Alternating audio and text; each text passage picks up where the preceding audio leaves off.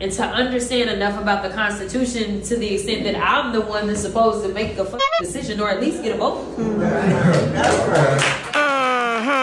Legitimately, everything that he does is like against the law. Like, he just breaks the law. And I know that there are some people that think that I just say this stuff because I'm a Democrat. And I can tell you, I have my own issues with my own party. I'm not saying these things because I'm a Democrat. I'm saying these things because I am a black woman in America who just happens to be educated enough to know what the law is. They don't know what the f*** they're doing. Do you understand that? Bingo. In this world, there's two kinds of people, my friend. Those with loaded guns and those who dig. Broadcasting from a Montana wilderness fortress at the headwaters of the Missouri, this is Matt Christiansen Live.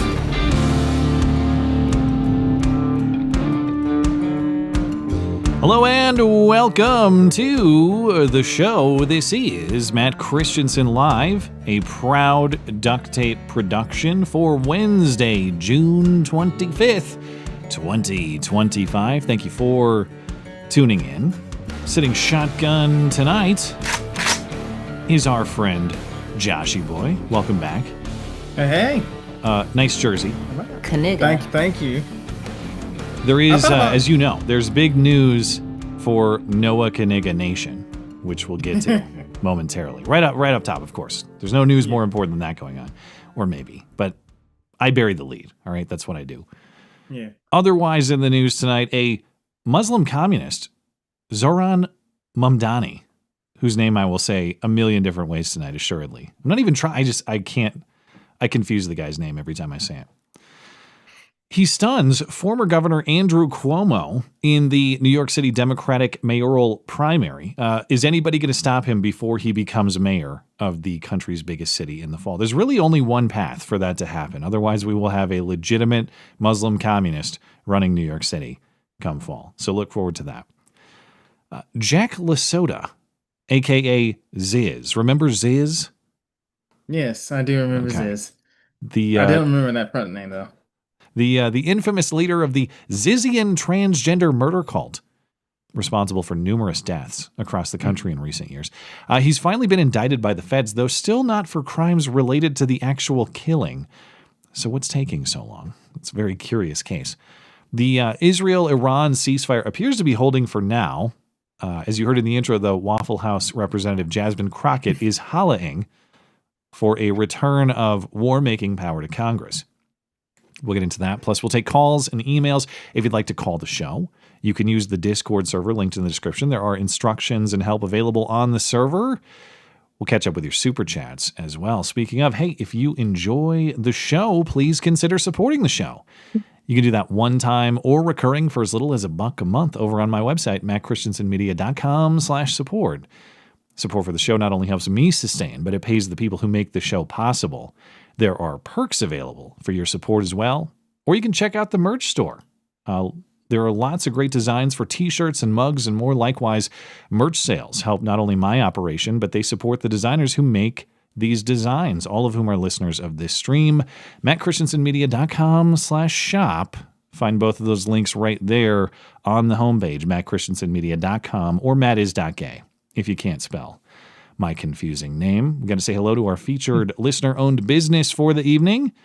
That's our friends at Hero Soap Company. They have my signature scents, those two signature scents, Timberline and Old West, in cologne available, not just bar soap, not just liquid soap, but a solid cologne you can apply easily without the mess. Timberline, of course, is the classic frosty pine experience where the forest meets the peaks. Old West will bust open the saloon doors for the scent, or with the scent of leather. What am I saying? Leather and oak barrels. And hey, nice. Yeah, it's again solid cologne, no liquid mess, applies easily and cleanly. It's a great product. You can try out any of these signature colognes or any of Hero Soap's other high quality made in the USA offerings: bar soap, liquid soap, shampoo, conditioner, and more. 10% off all of it using promo code MCListener at herosoapcompany.com. Promo code MCListener for 10% off everything at herosoapcompany.com. Find everything you need from Hero Soap Company, plus other offers from the rest of our friendly listener-owned businesses at mattchristiansenmedia.com/deals. Deals by listeners for listeners. All right. One announcement heading into next week. I don't know if I'm going to stream next Wednesday. Of course, it's the 2nd of July. And I may be taking some time off for the 4th of July. Status for the Wednesday stream, uncertain right now. Of course, first Wednesday of the month is usually when my friend Frank from Quite Frankly comes on the stream as well, and I haven't coordinated with him yet. So if you're looking for the stream next Wednesday, you can't find it. I'm probably off. Check the website, mattchristiansenmedia.com, or on X at MLChristiansen. I'll post an announcement there. But big news earlier today. If you listened to the Sunday stream, you heard from Matthew Mastronardi, the Spokane, Washington high school teacher who was let go for reading the N-word in the classic novel To Kill a Mockingbird in class. You could have given him a pass, Josh. You could have gone to the... I really could have. You could have gone... we read the same thing when I was in school, right? Hard art and everything. We even watched the movie. Did you hard R it in class? I didn't. You did not? Okay. No. Well, if only you had got to the school board in time earlier today, you may have saved his career. But I have faith that there is a more meaningful career for Mr. Mastronardi on the other side of this. But yes, he had his appeal opportunity with the school board in Spokane today, and it did not go the way that perhaps he hoped. Boo! Matthew Mastronardi is officially out at West Valley High School in Spokane. And I assume that means that his brother Andrew, who was also a teacher at the school, is resigning in solidarity. He's out too. He's done. Matthew told me today that he had a lot of support at the school board meeting. Sounds like he's excited for some new opportunities in the future. And he's a good man. He says on X today, may it all be to glorify Christ. So I hope he'll come back to the stream in the future. He tells me he will. So we'll catch up with him again soon. A small gripe, and this may seem very callous of me, right? But when people say, like, above all, may Christ be glorified, I understand where that's coming from. I don't know why it bothers me. What the hell is this butt that you're about to get to? I don't know. It just rubs me the wrong way. I don't know. It just does for whatever all right, reason. hail Satan. May it all. just want to say fuck these guys. All right, that's it. Oh, I see. It's not that it's not the praise of Christ that bothers you. It's that it's too kind. Yeah, that be nice mentality. No, fuck y'all. That's it. Just show a little bit of backbone. That's all I'm saying. Oh, I think he showed backbone. I don't think that's it. I don't think it's fair to say he didn't. No. I just meant through this post. Oh, well, yeah. But yeah, that's all I'm asking. Cram it with the Christ talk, Matthew. I'll tell him next time he's on. Yeah. All right. Hey, speaking of the N-word. Yeah. Our favorite linebacker prospect, Noah Knigga. Y'all see that? Cool. The signed jersey. He's wearing it right now, at least allegedly. We still have to confirm with Noah if that's legit or not. We haven't confirmed it yet. But of course, big fans like us, we know that Noah is an incoming freshman linebacker for the Eastern Michigan University Eagles football team.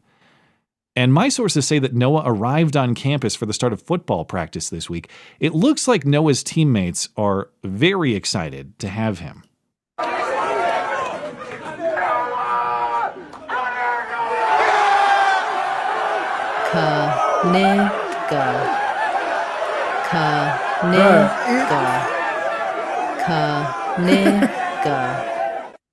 Even my fellow Kniggas are excited about this.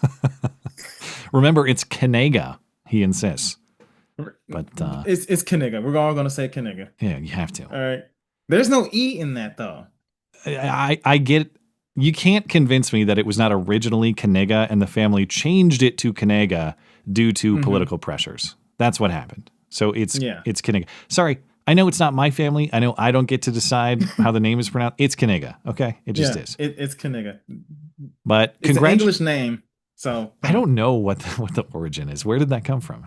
I have no clue. I think it's from England, but I have to look that up. But look, if you do basic English language, you can't say Knigga because there's no E in it. Yeah, that doesn't make any sense. You can't show me where an I otherwise makes a long A sound in the English language. That's not a thing.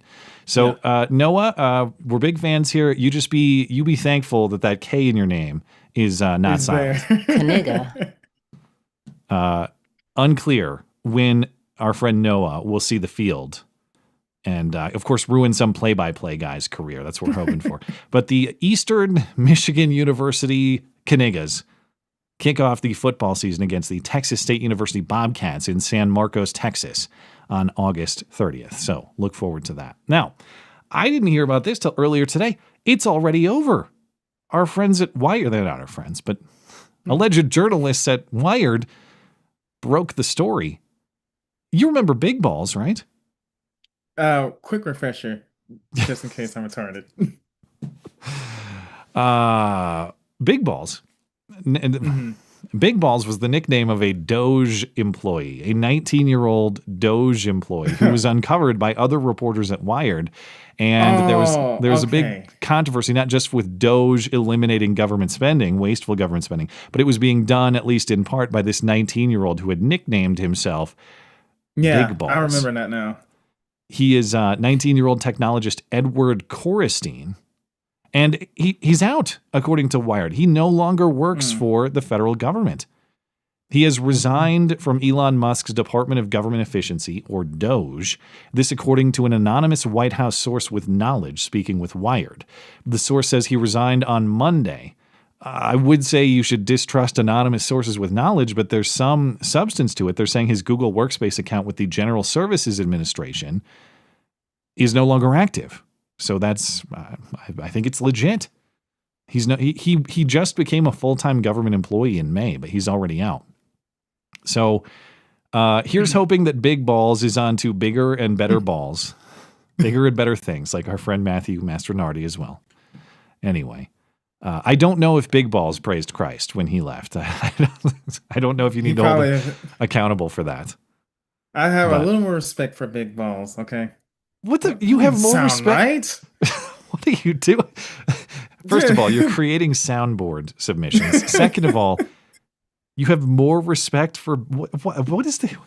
What's this guy's name? Edward, all right? Yeah. Nobody clip that. Y'all shut up. Why are you talking shit about our teacher friend? Jesus, man. Look, actually, there I go, saying the Lord's name in vain. That should make you happy. Yes, I had a very pissy day, so I'm kind of in a foul mood. Anyway, what I'm trying to get to, as is tradition, we will remember Big Balls.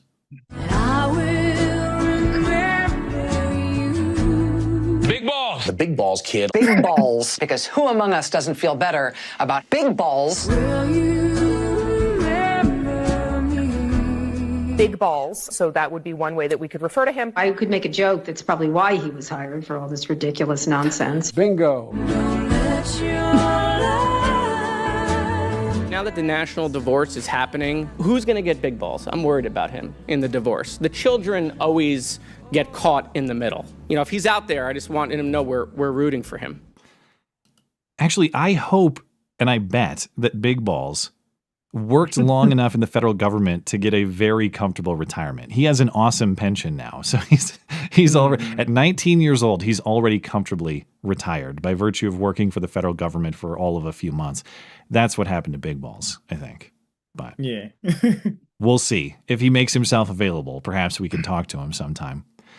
Anyway, let's get to the political stunner of the week, and that is that, this out of New York City.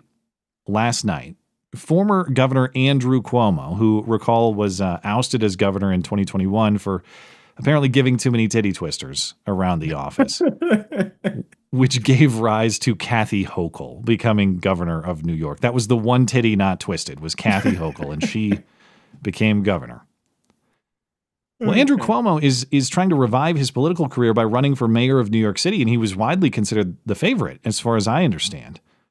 But he was upset by Zoran Mamdani, a communist Muslim state representative in the Democrat mayoral primary. And no, I don't think that's an exaggeration. The guy is of Islamic faith, and he would say that he's a Democrat socialist, but we'll get to some of his ideas. These are commie ideas. Do Muslims even like communists? I don't know. I don't know what the overlap of Islam and communism may be, but if there is overlap, it's Zoran Mamdani. So the general election will happen in the fall. Again, this was just to select the Democrat candidate for mayor in the fall. Eric Adams is the incumbent, but he's running independent now. This was just the contest to decide the Democrat nominee. Eric Adams has his own problems. We'll get to where he fits into this in a moment. But the election for the Democrat nominee wasn't even particularly close. Mamdani, this is with 93% of the vote in, according to the New York Times. Mamdani has 44% of the vote to Cuomo's 36%. There's another candidate called Brad Lander, who just got done getting arrested for obstructing an ICE arrest of an illegal immigrant 2 weeks ago at some sort of courthouse or sort of ICE building, some kind of government building in Manhattan. He got 11% of the vote. That guy did. And then there's Adrian Adams, no relation to Eric, the Speaker of the New York City Council, 4% of the vote. So Andrew Cuomo came out last night and he conceded with a very important statement. I am black. I am gay. I am disabled. Sorry, that was actually a highlight reel of his campaign. Here is Andrew Cuomo conceding, making an equally odd statement midway through. Tonight was not our night. Tonight was Assemblyman Mamdani's night, and he put together a great campaign, and he touched young people and inspired them and moved them and got them to come out and vote. And he really ran a highly impactful campaign. I called him. I congratulated him. I applaud him sincerely for his effort. And let's give him a round of applause and thank him for his campaign. I heard you chuckle there. Why did you chuckle? He touched him. Mamdami did what? He touched young people. Andrew Cuomo better be able to prove that's true, or else it's a defamation lawsuit, of course. And I thought that's what Andrew Cuomo did. I thought that's why he had to resign. He touched young people. Then again, when you read about Mamdani, it could be true for him too. You sound like a groomer terrorist that need to be deported. So yeah, that's true. He does need to be deported almost immediately. Maybe Mamdani touches young people, as Andrew Cuomo describes, because he himself is a young person. He's only 33 years old. If elected, he would become New York City's first Muslim mayor. And he is, in fact, a Muslim democratic socialist or communist, depending how you want to characterize it. But he was born in Kampala, Uganda. And then his family... Yeah, he's from Uganda, I guess. Then his family moved to Cape Town, South Africa when he was 5. No word on how many Boers he may have killed there with the help of Julius Malema. I don't know. Then he came to New York City when he was 7 years old. He got his U.S. citizenship in 2018.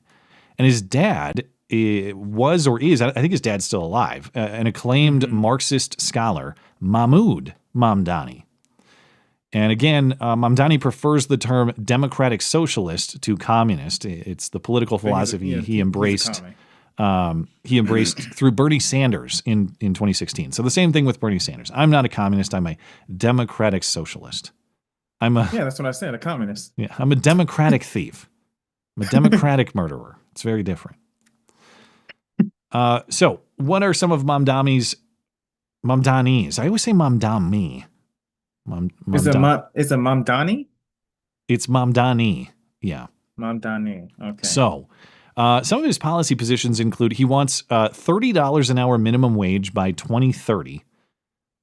Well, $30? $30. It's currently $16.50. So we'll just we'll double that, and somehow everything will become more affordable. Look forward to that. He wants a rent freeze. He doesn't like how expensive housing is, so he's looking for a rent freeze, at least in so-called rent-stabilized apartments. Now, these are older buildings built before 1974. As far as I'm aware, he doesn't have the legal authority to rent freeze all housing for rent. But the housing that he's talking about, it already has tenant protections against excessive rent increases and evictions. But so even if he doesn't cap the price of all housing or rent in New York City, of course, when you cap the price of a good, even some of it, I guess is that going to motivate people to produce more of it? No, of course not. When you set price caps, you remove the reason anyone would be in the business of providing that good or service to make money. This policy, of course, will stop the supply of housing if he was allowed to, or if he's voted in to realize it to the fullest extent. You're going to slow or stop the supply of housing, making housing what? Even more expensive. Even more expensive. Good luck. He wants city-owned grocery stores. Have you heard that one? What's a city-owned grocery store? So the city controls the grocery store? Yes. He subscribes to the idea that the cost of groceries, the high cost of groceries, that is not because of all the government fuckery that we did in the last 4 years, as in reducing supply through COVID nonsense and pumping the economy full of fake government funny money so there's much more demand. High demand, low supply means what? Prices go up. No, it's just because groceries, food producers and grocery stores suddenly got very, very greedy. And so if we just remove food sales, if we move groceries from the private sector, we're not going to do that anymore. We're just going to have city-owned grocery stores. Clearly, there will be a lot of savings to be realized because his city-owned grocery stores won't have to pay rent or property taxes. You know what? I'm all for it. I'm all for it. You want to see the starvation in New York City? I want to see the decimation. Okay. I want to see what.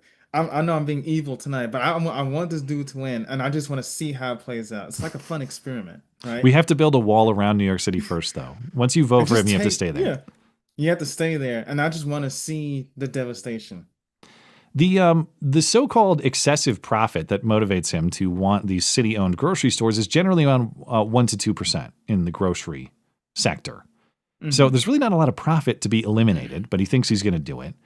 It doesn't matter anyway. Government ownership, of course, of any good or service or means of production, it doesn't erase the laws of supply and demand. So if food costs X to produce and deliver to the consumer, it's going to cost the consumer X plus 1. It's either going to happen at the checkout, or in this case, it'll happen through taxation to subsidize, or the creation of fake government money that creates inflation that you pay for in the increased cost of everything else. Someone has to pay for it, and someone will. There's no magical way to make food for free, but I guess we're going to try this out. But so the question is, how do you keep costs as low as possible? Competing private businesses are incentivized to do that, of course. And anybody who doubts otherwise, I know I'm preaching to the choir largely with this audience, but for the people who believe in this philosophy, I would love to hear name, not just with our government, any government. When has any government made a good or a service more plentiful and cheaper? The only time I can think of something close is maybe slavery. Some governments have made slavery more plentiful and cheaper. But as far as healthcare, education, now we're going to try food. Governments do not make those products or services more plentiful or cheaper. You get scarcity and you get higher cost. If they are cheaper, they're not cheaper. They're just hard to come by. That's the thing. Yeah. Like, would you rather have expensive or not available? Those are your choices for certain goods or services that may have high costs of production. And anybody who chooses, that's the thing about choosing not available. You're welcome not to consume the good or service anytime you want. If a good or service is too expensive for your consumption, you have the freedom to say, that's a lot of money. Don't think I'll buy that. If the government intervenes and de facto removes that good or service from the marketplace, now you have no choice. So everybody's out. Everybody's out of luck. And you get the effect that you're talking about. But maybe he will create some of the highest entertainment value that the country has ever seen. That's all I care about at this point. The thing is, with the Democratic Party, if they're going to further ruin their city like they already have, and it hires somebody that is, well, regrettably worse than that, I'm all for it. I know that sounds really black-pilled of me, but I was like, I want to see the devastation. I want to see the starvation, right? Maybe then that'll start waking people up. Pilled of color, I think is the term. You're pilled of color. Yes, pilled of color. Also, bus rides are going to be free and childcare. It's all going to be free. Really? Yeah, you have a baby, he's going to give you a whole bunch of supplies, diapers, formula. Apparently childcare is included. How are we going to pay for all this stuff in a city that has a budget deficit, something like $2.5 billion for the year? Well, of course, he's going to raise taxes on those rich fucks.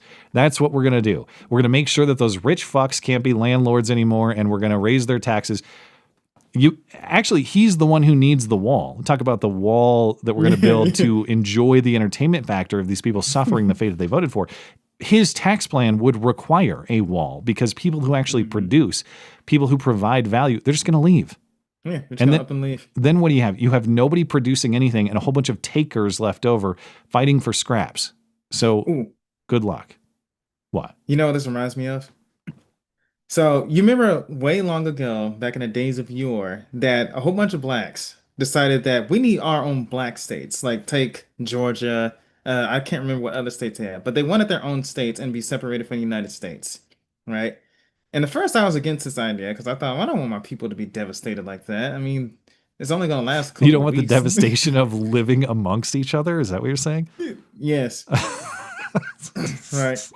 Listen, I can't say the soft guh. Okay. The Kniggas will be running that state. Yeah. Can we call the state that? State. Yeah, the Knigga states of America. How about that? Or just a state, yeah. Yeah. Most of them can't even run their own households, and let alone they can't even run a state. So I was like, I don't want that to happen because, I'm a Knigga myself. At least I used to be. But now that I'm thoroughly quite tired of this nonsense, and now that I'm hearing this, it says, I'm going to make this a utopia is basically what he wants this to be, a utopia. And I was like, you know what? I want to see how this plays out. I want to see everybody slowly die, and I'm gonna be like, he's like, "Hey, kids, I'm praying that this wakes people up, right? Before they die from their own votes. Before they die. If it doesn't, all hope is lost. There's nothing you can do." Well, speaking of things that make you want people to die, did you know that Mamdani had a rap career? Okay, so real quick, is he a Boer? No, he's like isn't he Arab or something? I don't know like what his ethnic origin is. The name Zoran, no, Mamdani does sound like an African name. So that doesn't sound Middle Eastern. I don't know. Maybe his dad, maybe he's like, I don't know what his origin is. I think Mamdani he's like Barack Obama. Name, nobody really knows where he came from. Nobody really knows. You just throw a dart at a map and you'll probably be right. Maybe he is. Maybe his parents are from the Middle East and they just moved to Africa, or maybe they're from Lebanon or something where they're more fair skinned. But yeah, I don't know. Let's hear this. Let's hear this rap song, right? Well, yes. Why would this guy know much about building anything? He hasn't built anything, by the way. He, as far as I can tell, he's really done nothing in his life. Before becoming a politician, he was a foreclosure prevention and housing counselor, so a useless government desk job. But yes, why would he know anything about building anything when he wasn't even successful in building his rap career? It never took off. I do have just a few examples for you. His rap name was Young Cardamom. His greatest rap hit single was called Nani. It was released in 2019, so here's just 30 seconds of the cringe. No! God, please, no! No! Why not just Young Meezy? No! Go ahead, make a rap for your nanny. It's a rap. Get the guap, spin the rack on your nanny. Spin the rack. Come through, give a dab to your nanny. If you really feeling good, spin a track for your nanny. Go ahead, make a rap for your nanny. It's a rap. Get the guap, spin the rack on your nanny. Spin the rack. Come through, give a dab to your nanny. If you really feeling good, spin a track for your nanny.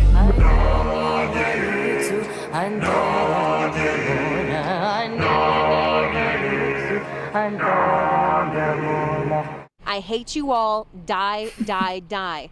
That do it for you? Okay, so Was that the Glenn Greenwald look, by the way? Is this where Glenn got the idea? Why is he among men apparently not wearing clothes beyond an apron, or at least not a top article of clothing beyond an apron? This is a halal food cart that he's in. Apparently, that doesn't seem very halal. Seems. Bro, are they Indian? I don't. Yeah. Again, throw a dart at a map. Who knows? So the Hanini, whatever they were saying, that sounds more Indian than it does Muslim. I don't know what Nani is. Is that an old woman? Is that like his grandma or something? I don't get the concept of what's going on here. But well, if you're Japanese, it's like what? But I think I don't know, Indian culture, it sounds Indian. I'm not gonna even pretend that I know, but I just know it's not Middle Eastern. Well, and all these guys look Indian to me. He also rapped about his possible support for Hamas. The Palestinian terrorist organization. A 2017 Mamdani rap track shouts out the Holy Land Five, a bunch of guys convicted for sending money to Hamas. In 2017, Zohran Mamdani released a rap track that praised 5 convicted Hamas funders known as the Holy Land Five.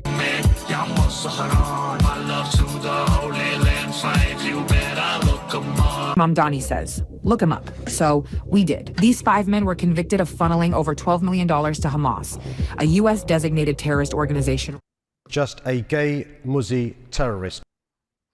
Supposedly not gay, though. I guess he got married earlier this year. Who married that? I don't know. I don't know. I don't understand anything about this scene. But the question now politically... It might have been one of the young people he touched.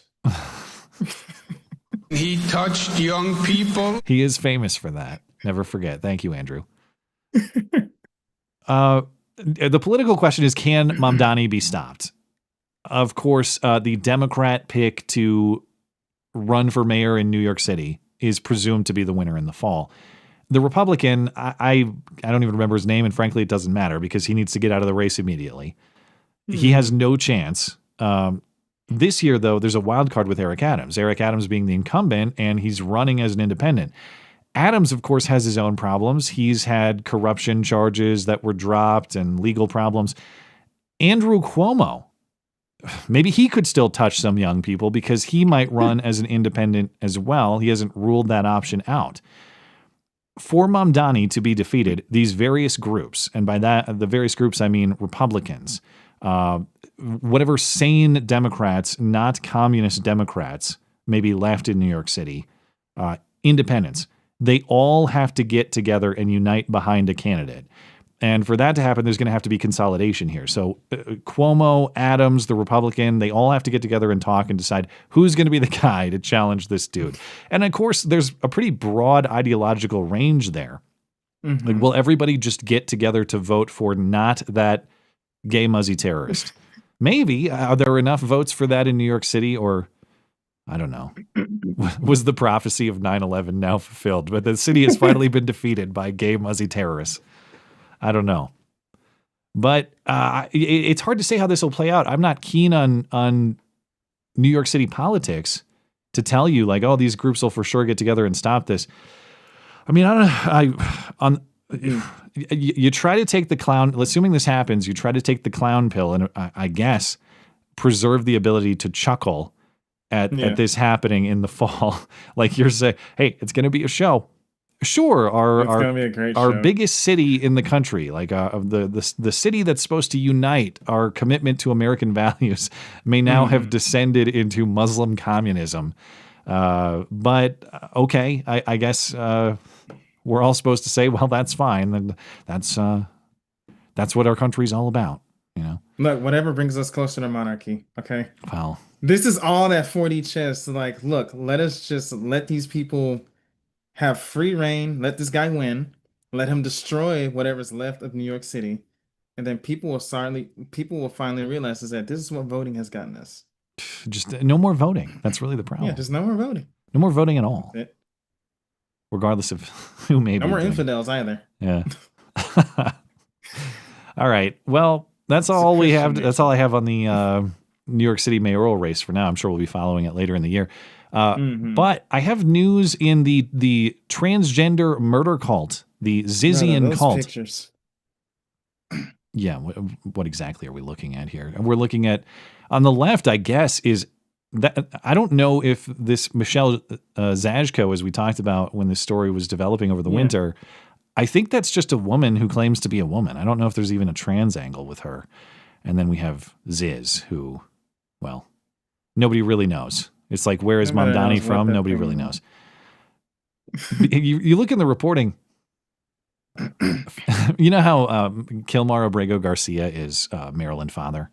Yeah. Right. Just a Maryland dad. Well, Ziz, Jack Lasota, the leader of the Zizian transgender murder cult, he, I guess, uses feminine pronouns or goes back and forth. USA Today can't even decide because Kilmar Abrego Garcia is a Maryland father. Ziz is just an Alaska person. That's how they refer to him. An Alaska person. An Alaska person, if I can highlight it there. But yes, that's what he is. Until, of course, give it a few more years when transhumanism is complete and he'll be an Alaska being. He won't even be an Alaska human They anymore. didn't even say more English for me. Alaskan person. Why did they say Alaska? Well, I guess because it's like Maryland father. He's not Marylander father. He's Maryland father. Yeah, but that at least grammatically makes sense. I mean, well, okay. All right. I think this works. I think either would work, actually. It does work. It's just annoying, but whatever. Anyway, the Zizians, of course, have been linked to numerous deaths across the country in recent years. There was that Border Patrol agent in Vermont back in January. They murdered the former their landlord in the Bay Area of California. There's a trial still ongoing for that. And they very likely murdered the parents of this Michelle Zajko person there on the left. Now, Ziz himself was arrested back in February along with these fellow Zizians, Michelle Zajko and Daniel Blank.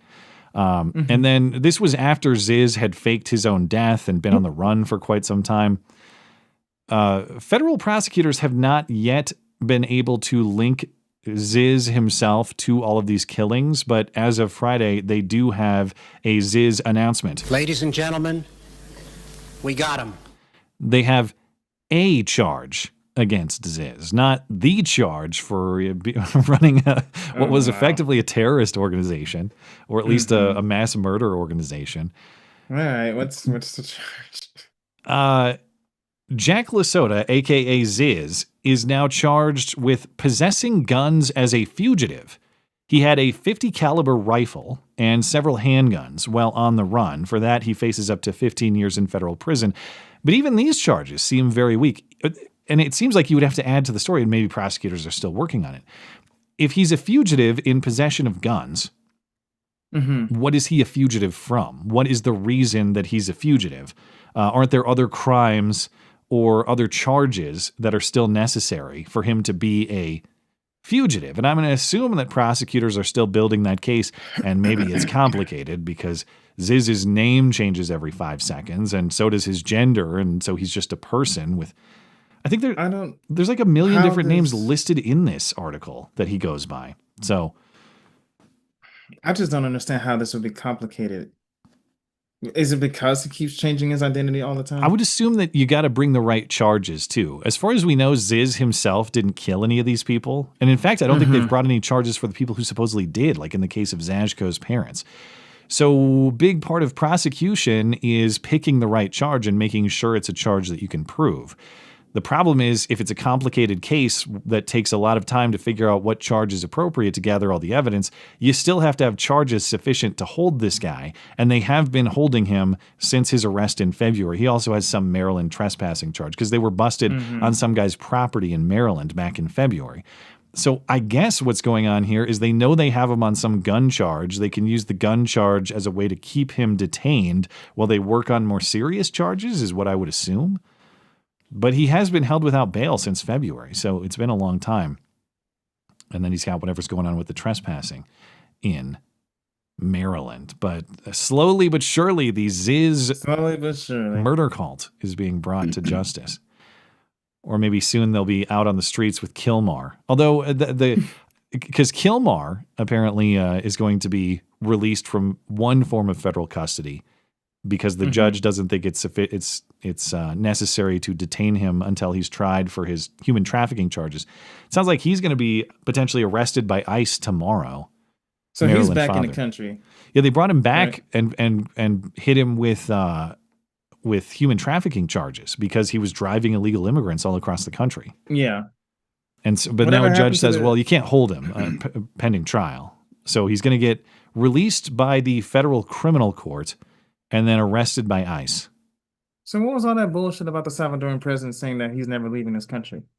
Well, I guess we charged him with according to the Trump people, we charged him with a crime, and then a deal was negotiated with the Salvadoran president to get him back to face prosecution. I don't even know why we're wasting our time with an illegal immigrant in our court system. Just call a bullet. Metaphorically, Raja. Metaphorically, we have a commitment to due process right? of law in this country. Yeah. In Minecraft, we have a server open. Yeah. But still, seriously, though, that's what any other country would do. They wouldn't waste their time with this nonsense. Oh, well, yeah, send him back where he belongs and just leave him there. I think what the Trump administration is doing is they will neutralize this criticism of supposedly disobeying the Supreme Court, this criticism of supposedly rejecting due process, and you get Kilmar held accountable for his crimes. The other benefit is it brought to light the human trafficking charges that were neglected by the Biden administration. So we were told this is Maryland father. He's just a happy dad who wants to take care of his kids. There's no evidence of his criminal activity. That was another benefit of doing this is the guy's a criminal. So even though I think from a pure justice-seeking perspective, you can justify that move, I don't doubt that a lot of it was political insofar as it allowed them a lot of political advantage to bring him back. Unless he gets released, but it doesn't. It sounds like he's just released from one form of federal custody to another. You're not going to see him Maryland dadding around anytime on the streets. But anyway, it's time for Israel-Iran update. Sounds like the bombing is over for now. Actually, it's going to get started up again. It's like the Lenny from The Simpsons meme. How many days without an accident? How many days without Israel and Iran bombing each other? I think we're up to like 1 or 2 now, though, aren't we? But 2 whole days without nonsense. But don't worry, that's a good run. That might be the record. Of course, Trump announced a ceasefire agreement between Israel and Iran on Monday. That followed the U.S. bombing of the Iranian nuclear facilities over the weekend.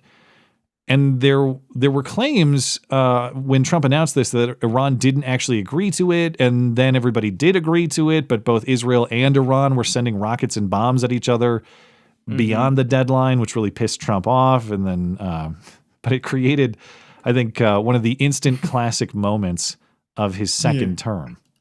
We basically have 2 countries that have been fighting so long and so hard that they don't know what the fuck they're doing. Do you understand that? You have kind of responded to Iran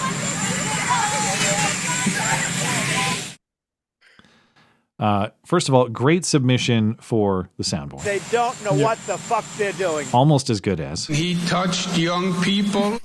But, the only way that could have been a better moment for Trump is if he did the double birds behind him as he walked away. That's all. I know. That's kind of what I was waiting on, man. He did a little pimp walk too. Like he needed a cane, a fancy jacket, a big purple hat. Yeah. So far, it does look like the ceasefire is holding after those last-second jabs, though. Yeah.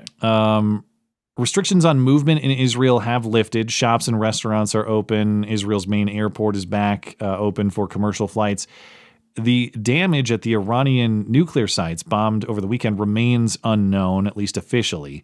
There was a classified military intelligence report leaked that said Iran's nuclear capability was set back only months and not completely destroyed, as Trump had said. Trump administration officials are denying that claim. But of course, it's going to take some time to know the true extent of the damage on those Iranian nuclear facilities. Iran hasn't fired any missiles for a little bit now. But Iran is also saying they're not done enriching uranium either. Iranian government officials say they will accelerate. Actually, they're going to enrich harder.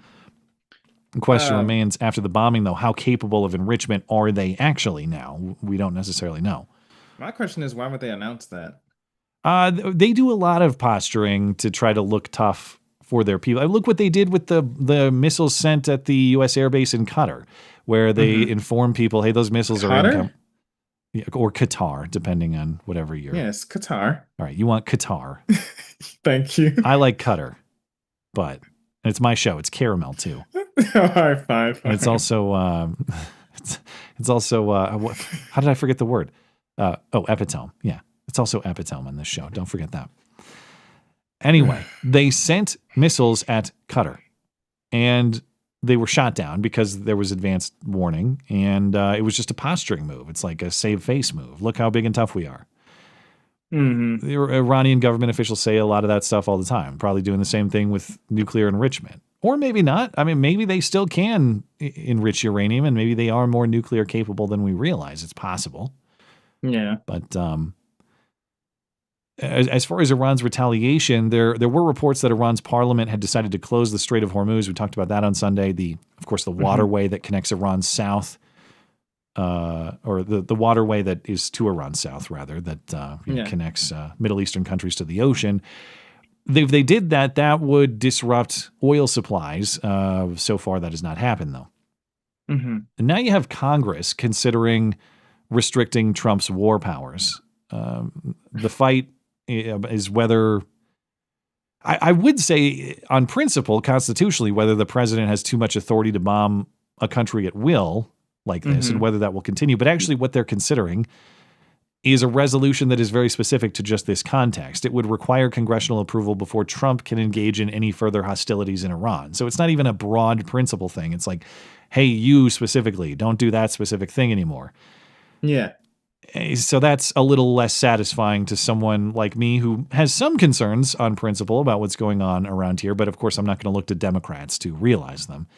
No. According to the New York Times, any actual passage of such a resolution or a law from Congress, very unlikely. Apparently not enough Republican opposition to Trump to get it done, though we have heard some of that from Thomas Massie signing on to this idea of limiting presidential power in the area of war making generally. But the war powers resolution, which was passed in 1973 and that Trump says he's operating under legally, that allows the president to deploy the military in a case of a national emergency created by an attack of the United States, its territories or possessions, or its armed forces.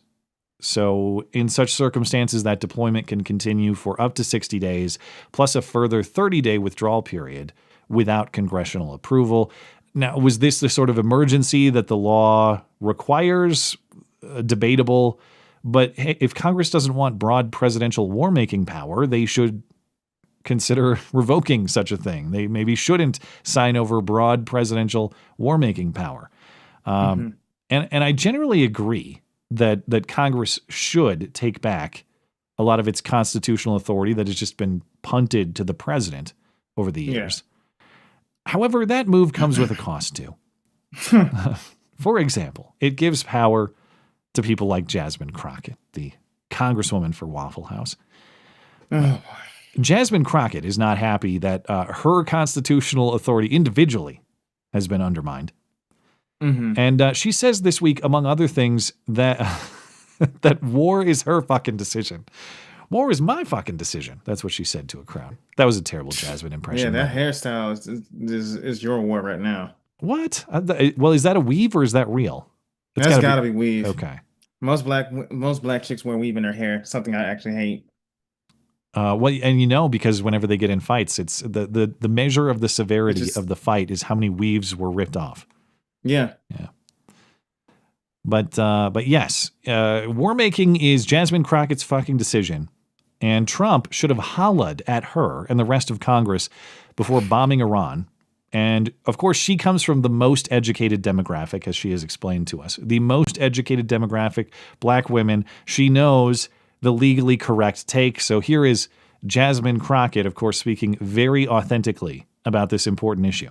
And to understand enough about the Constitution to the extent that I'm the one that's supposed to make a fucking decision or at least get a vote. You could have hollered at us on Monday. Everything that he does is like against the law. Like he just breaks the law. And I know that there are some people that think that I just say this stuff because I'm a Democrat. And I can tell you, I have my own issues with my own party. I'm not saying these things because I'm a Democrat. I'm saying these things because I am a black woman in America who just happens to be educated enough to know what the law is. And I can tell you that while some people want to disparage my credibility and act as if I don't know what I'm talking about, I can absolutely guarantee to you that if you Google war and authority and constitution, you're going to see Congress. And this thing that's like on my chest tells you that I am a member of Congress. Why did I take so long to say very little? That's what being a politician is. Better yet, say nothing at all. All she was missing was the neck roll and the finger snaps. Mm-hmm. Yeah, how do you even do that? It's like I swear, white people don't have that muscle to get that. No, head y'all don't have that muscle. It's yeah, I don't know. Anyway, what sort of, do you guys do like a workout? Oh, a workout? Is there a set of exercises you do to train that? I don't know. I have to ask my mother. Your mother had a good neck roll, you say? Her, my sister, my other sister, my cousins. So they all just had it, but not you. No, yours is fine. It's definitely better than mine. I mean, there's some stiffness there, but I don't want to hurt myself. Well, back to the point. If Jasmine Crockett had problems or issues with unilateral presidential war-making power, and this isn't just partisan politics, as she says, you could have made this a priority earlier. I know she hasn't been in Congress for that long, but she was in Congress and has been for a few years now. Equally deserving of criticism, and I'm not saying whataboutism means that Trump is fine. I'm saying if we want to be comprehensive and discuss how this presidential power has expanded historically, you must talk about your Lord and Savior, Barack Obama. I don't know, I shouldn't assume that he's her Lord and Savior, but maybe something close. But Barack Obama doing this too. See Libya, see Yemen. Yeah. Again, I'm not saying because Obama did it, it makes it fine that Trump did it. It's just it's just consistency. If you're going to deny partisan motivations, I need to hear a bipartisan condemnation of the problem. Mm-hmm. And also I would say not to be technical, but kind of to be technical, because Jasmine, this is like when Cenk Uygur said, Google it, when he was doing that debate with Ben Shapiro, and you Googled what he was talking about and it was total nonsense. So you like made it up. All right. I did what she said. Google War Authority Constitution. You're going to see who's in charge. And strictly constitutionally speaking, it's a little more complicated than just unilateral congressional control.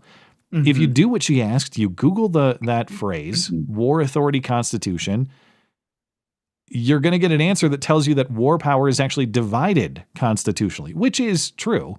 Congress has several war-making powers, most notably the power to declare war. But the president is commander-in-chief, which means a lot of the specifics of conducting a war are up to him, or several other powers as well. Everything Trump does is illegal. Okay, it's not at all clear that anything Trump has done is illegal so far, insofar as Congress has passed off very broad authority to the president.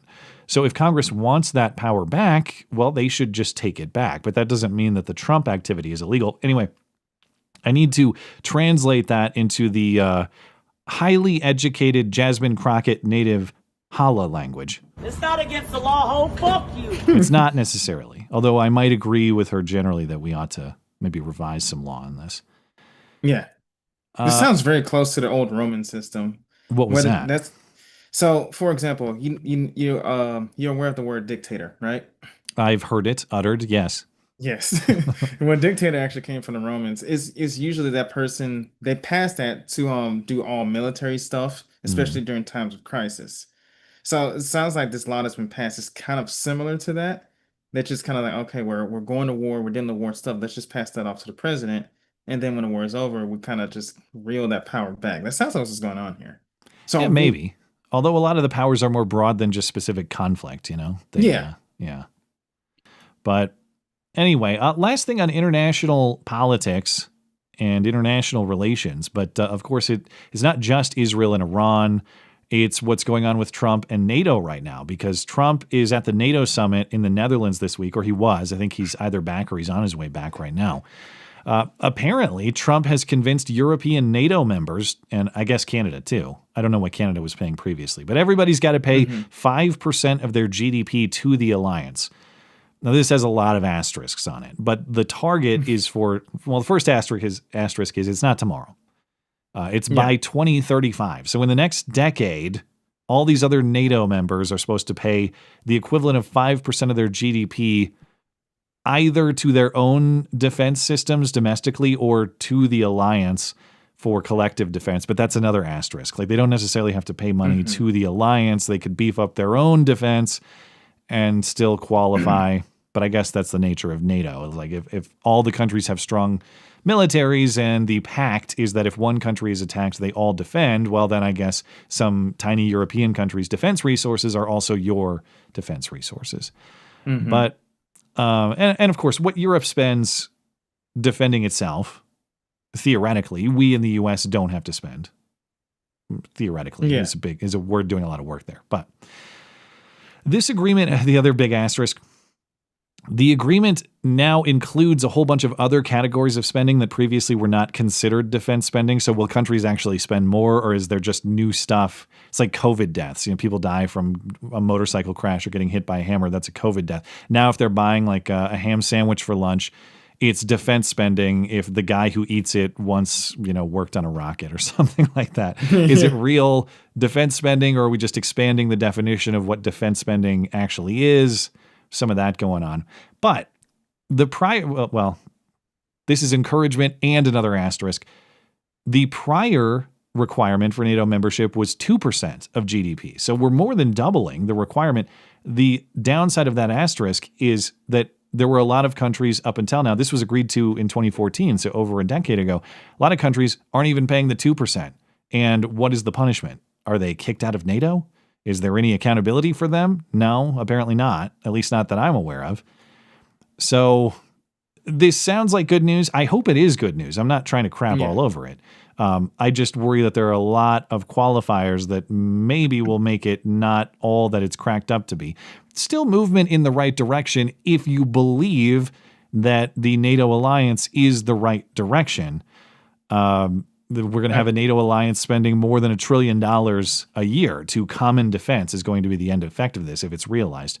And Trump is saying that U.S. defense contractors are also going to benefit significantly because this increased defense spending in Europe and Canada and elsewhere is going to result in contracts for American producers.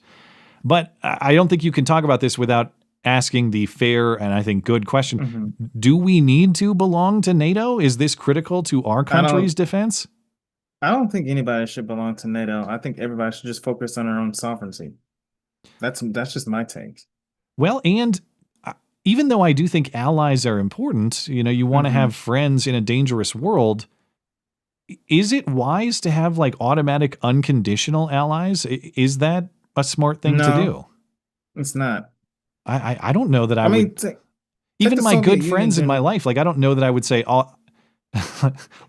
friends I have been my longest standing friends. People I like. I don't know. Think of my friend I've known since we were in 4th grade, and the Papa John's guy with Bolter, the Minnesota assassin. My friend of that equivalent. Being labored. Yes, my friend of that equivalent. I would do a lot to help him out, and he's done a lot to help me out. That said, if we were just like walking down the street and he pulled out a gun and was like yelling at people and pointing it at them and threatening them, and it resulted in him getting his ass kicked, I don't know that I would jump in to defend him. That's an extreme example, but what I'm saying is it smart to have automatic alliances in that way? No. I don't know. I don't think so. For me, it would probably be better to have temporary allies. Like situationally necessary ones. Yeah, situationally, like the Soviet Union and the U.S., we were allies against Nazi Germany, right? But there was kind of a common enemy kind of thing. Personally speaking, I don't like this whole NATO thing. And that's just the moral argument. There's also the financial argument of why are we largely on the financial hook for this sort of thing? All it does is allow a lot of these smaller countries. Spain is already resisting. They're saying, go fuck yourself. And Trump's trying to bully them into, I use the term bully, but I think he's fully justified. They're benefiting from our defense Yeah. We're going to throw some tariffs on them or something to get them to contribute more. But you have this massive free rider problem with it. Yeah. If these smaller countries are going to enjoy automatic defense from larger countries like ours, you can't just allow them to get away with not contributing. They have to be kicked out of the alliance, or there has to be some sort of punishment or some sort of enforcement mechanism. Otherwise, you have everybody just mooching off of our military and our defense spending, which has happened in recent decades. Well, if they're reliant on us, why don't we just take over? Well, that's the point. Like, yeah, I mean, why can't we just pack up and leave? Do what you said. Fuck you guys, I'm out of here. Well, that's the isolationist approach. I'm talking about if they're fully reliant on us defending them, right? Yeah. Why not just make their countries our I'll say provinces. Why not make their countries our states? Annex them. Do the whole 51st state. Yeah, what the hell are they going to do? Fight us? They don't have a military. They've made themselves weak, sucking on our teat. Now we're going to beat them with it. Yeah.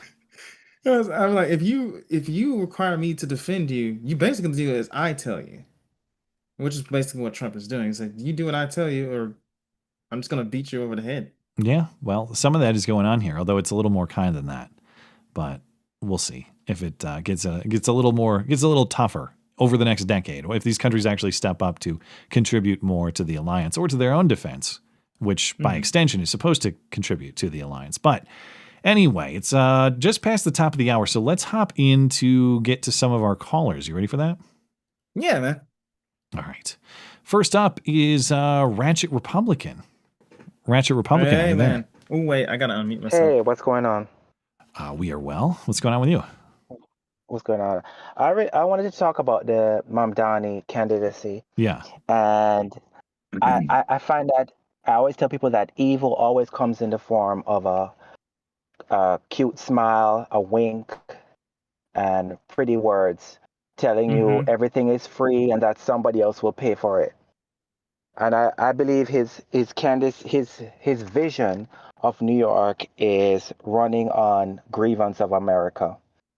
And I believe that Mamdani's campaign is a result of political culture where we stop asking what works and rewards what sounds righteous. Mamdani is not offering anything new. It's the same old socialism, past failing policies in a brand new package. His economic model is redistribution by coercion, confiscation by bureaucracy, central planning by people who have never ran anything in their lives. And they don't realize that human capital is not a hostage. It moves, it adapts, it flees when threatened. And productive citizens don't stay and argue when they are taxed beyond their ability to pay.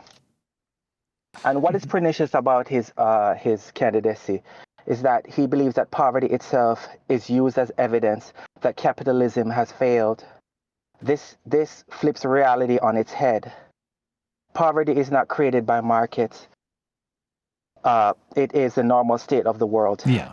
Wealth is not capitalism. Yeah. And the thing about that is that wealth is the one that needs to be explained, not poverty. The issue is that inequality doesn't exist. It exists, and the issue is that people are afraid to move up where they are by their own skills and hard work. And where that freedom exists, outcomes improves. And where it doesn't, resentment is institutionalized.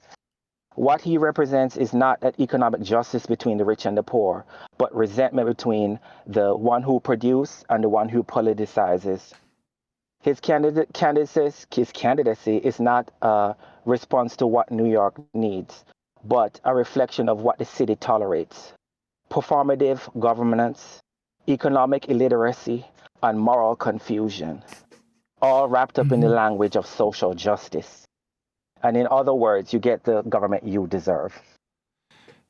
Dang. Well, was that the closing statement in the Mamdani debate? You need to run for governor in we need to bring you or over run here, for mayor in New York City, I guess. Yeah. To be fair, I got some of these talking points from a video that I believe everybody should watch. It says The title is New York is in Trouble, and Thomas Sowell. And I don't know if he wrote it. I don't know if he wrote it, but they have an AI narration of him. Yeah. But I took some of his points from there, and it just spoke to me. It's really, really good. It's like 25 minutes. It's really good. Sowell has so many important points, and one of them I think that you're right to highlight that I wish more people understood. Poverty is the default state. Okay, wealth is not the default state. If you get that wrong, you seem to think that the world is just golden castles everywhere and evil monopoly men chip away at them and steal it for themselves. No, those golden castles have to be built. It requires a system that is conducive to. Yeah, exactly. Everybody was born. We came from dust. Porn, whatever word I'm looking for. Yeah, you're born with nothing. The default state on this planet was absolute destitution, and society was built from it. It wasn't the pre-existing circumstance. But before we let you go, why do you think Mamdani is resonating with young people so much? He touched young people. Because we have a lack of educational system to speak the truth. The truth is considered not to be uttered in polite society anymore. It's everything has to be what sounds good.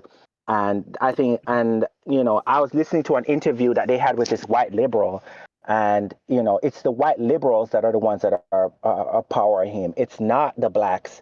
It's not the Latinos. It's the rich white liberals who and don't specifically have to the deal women, with the consequence. the childless women. They must be stopped. That don't have to deal with the consequences of his policies. And it's so sad because it's like a train wreck. You know it's coming, and you just got to sit down and watch.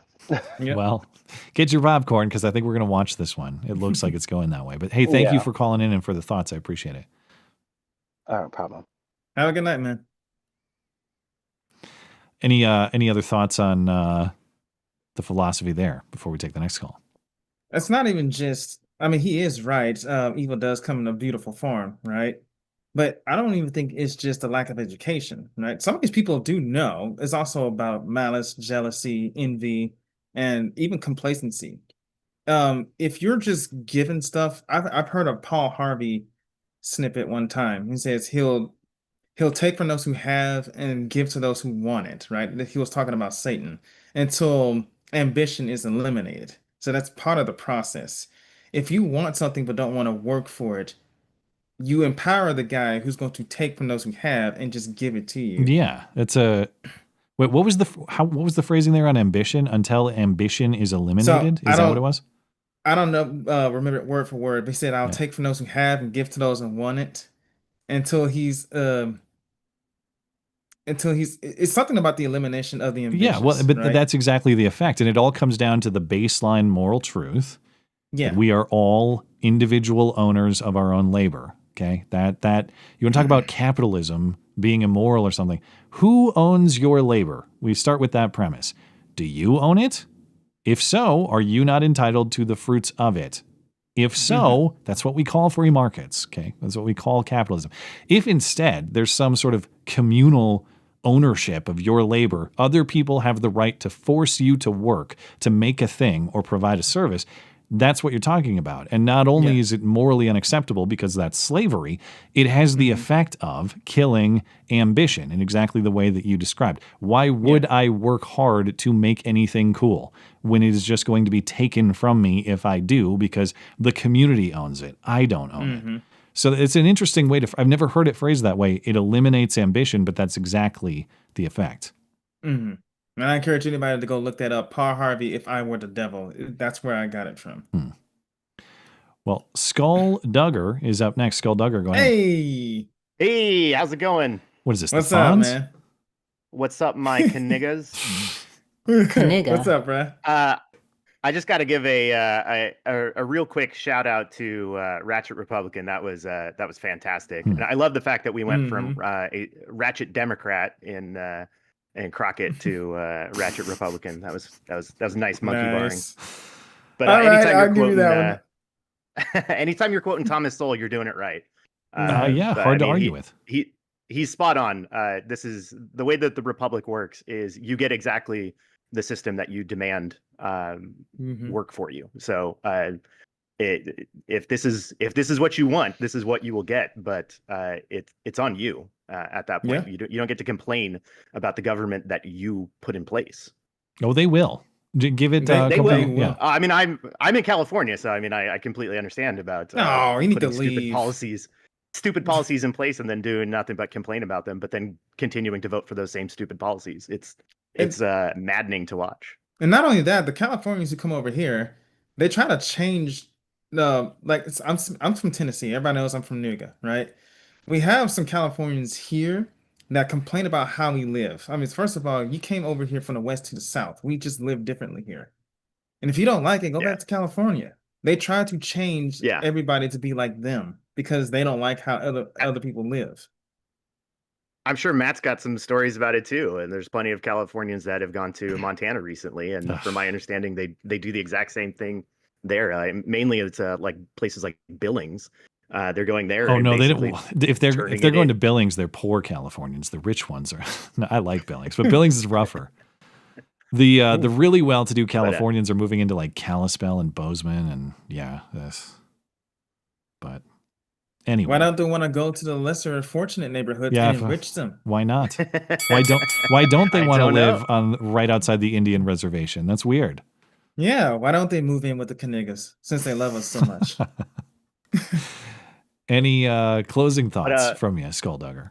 Yeah, one of the things that I was thinking was maybe Mastronardi can possibly get a job running the KTLA's social media account. Exactly. I love that. I hope Matthew will come back. In fact, I know he's interested in it, and I'm interested in having him back too. So without making formal commitments, he'll be back. But I'll pitch the job opportunity to him. I had not thought about that. I know they're looking for a new social media manager at KTLA. And I promise not to crucify him for his Christ comments. Right? Pun intended or what? Gee. Right. I promise to be nice. Also, Matt, we have in the chat confirmed that you are keeping an eye on chat during the stream because you not only lifted my pill of color joke. What? But yeah. No. You stole that. I was ahead of you. No, you stole that from me. There's no way. I legit. No, I had it in the chat before you said it. I legitimately did. I don't even look at the chat because Matt doesn't look at the chat. I kind of do. Let's just agree that we're both comedic geniuses. How about that? We're putting up some theories. Also, I was ahead of you on the call out of Crockett's hypocrisy about Obama. So I don't know. Maybe you and I are just on the same wave tonight. That is the Crockett point I have in my show outline. So that's something I was thinking about earlier today, and that I can prove. Yeah, I mean, if there's. But as far as the pill of color, that was on the spot. I mean, I don't know. We're both geniuses off the cuff. There it is. Yeah, parallel thinking.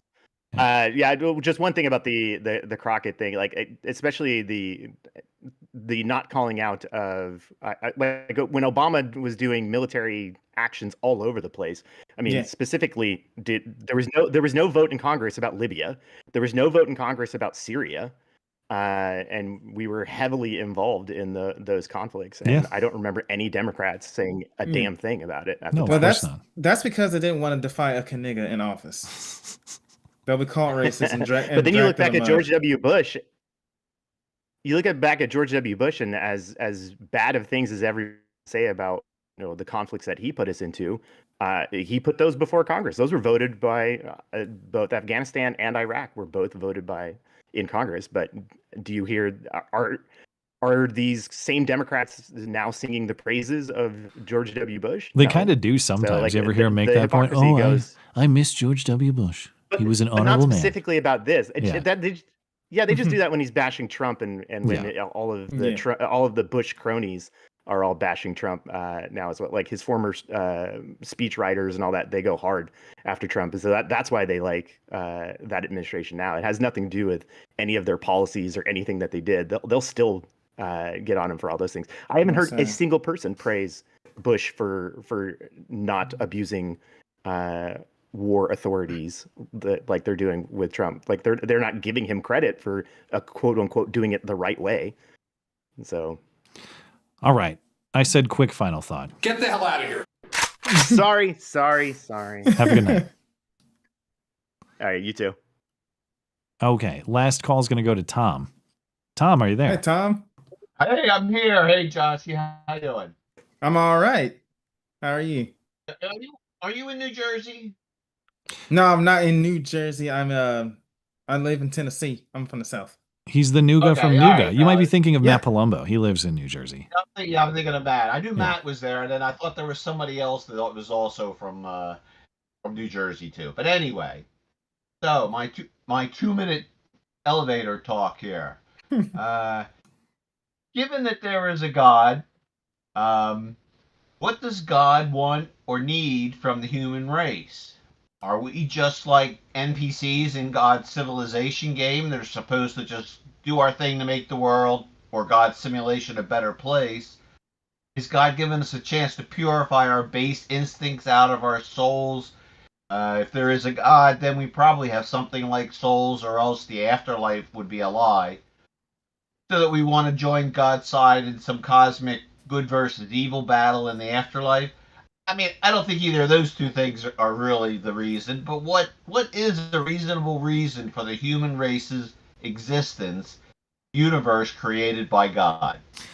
Well, if I had the answer to that question, I would probably be the leading theologian of my time, I suppose, or I don't know.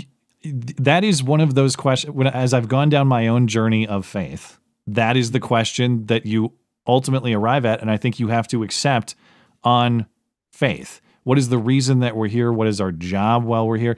Do you accept the premise that we're made in God's image or not? If you don't like that phrasing, do you accept the premise that human life has a purpose on this planet or not? That's really the distinction between believing in a moral truth or believing in or just being a nihilist, where there's no purpose to any of this and it's all coincidence and we really have no actual reason for being here. That's the one question that I have to take as in the because it just is type answer. It is that way. There is a reason that you're here. There is a purpose for your life. There is an inherent value to your life. And I mean, when I say you, I mean everybody. I mean human life in general. Right. Yeah. And if I could tell you, that's just the way it is the answer to that. And I know that that's unsatisfying for a lot of people. And it's a little bit unsatisfying for me too, because I'm a person that wants to see substantiation to every single claim. And I want to know exactly how that statement is made, how you arrive at that conclusion.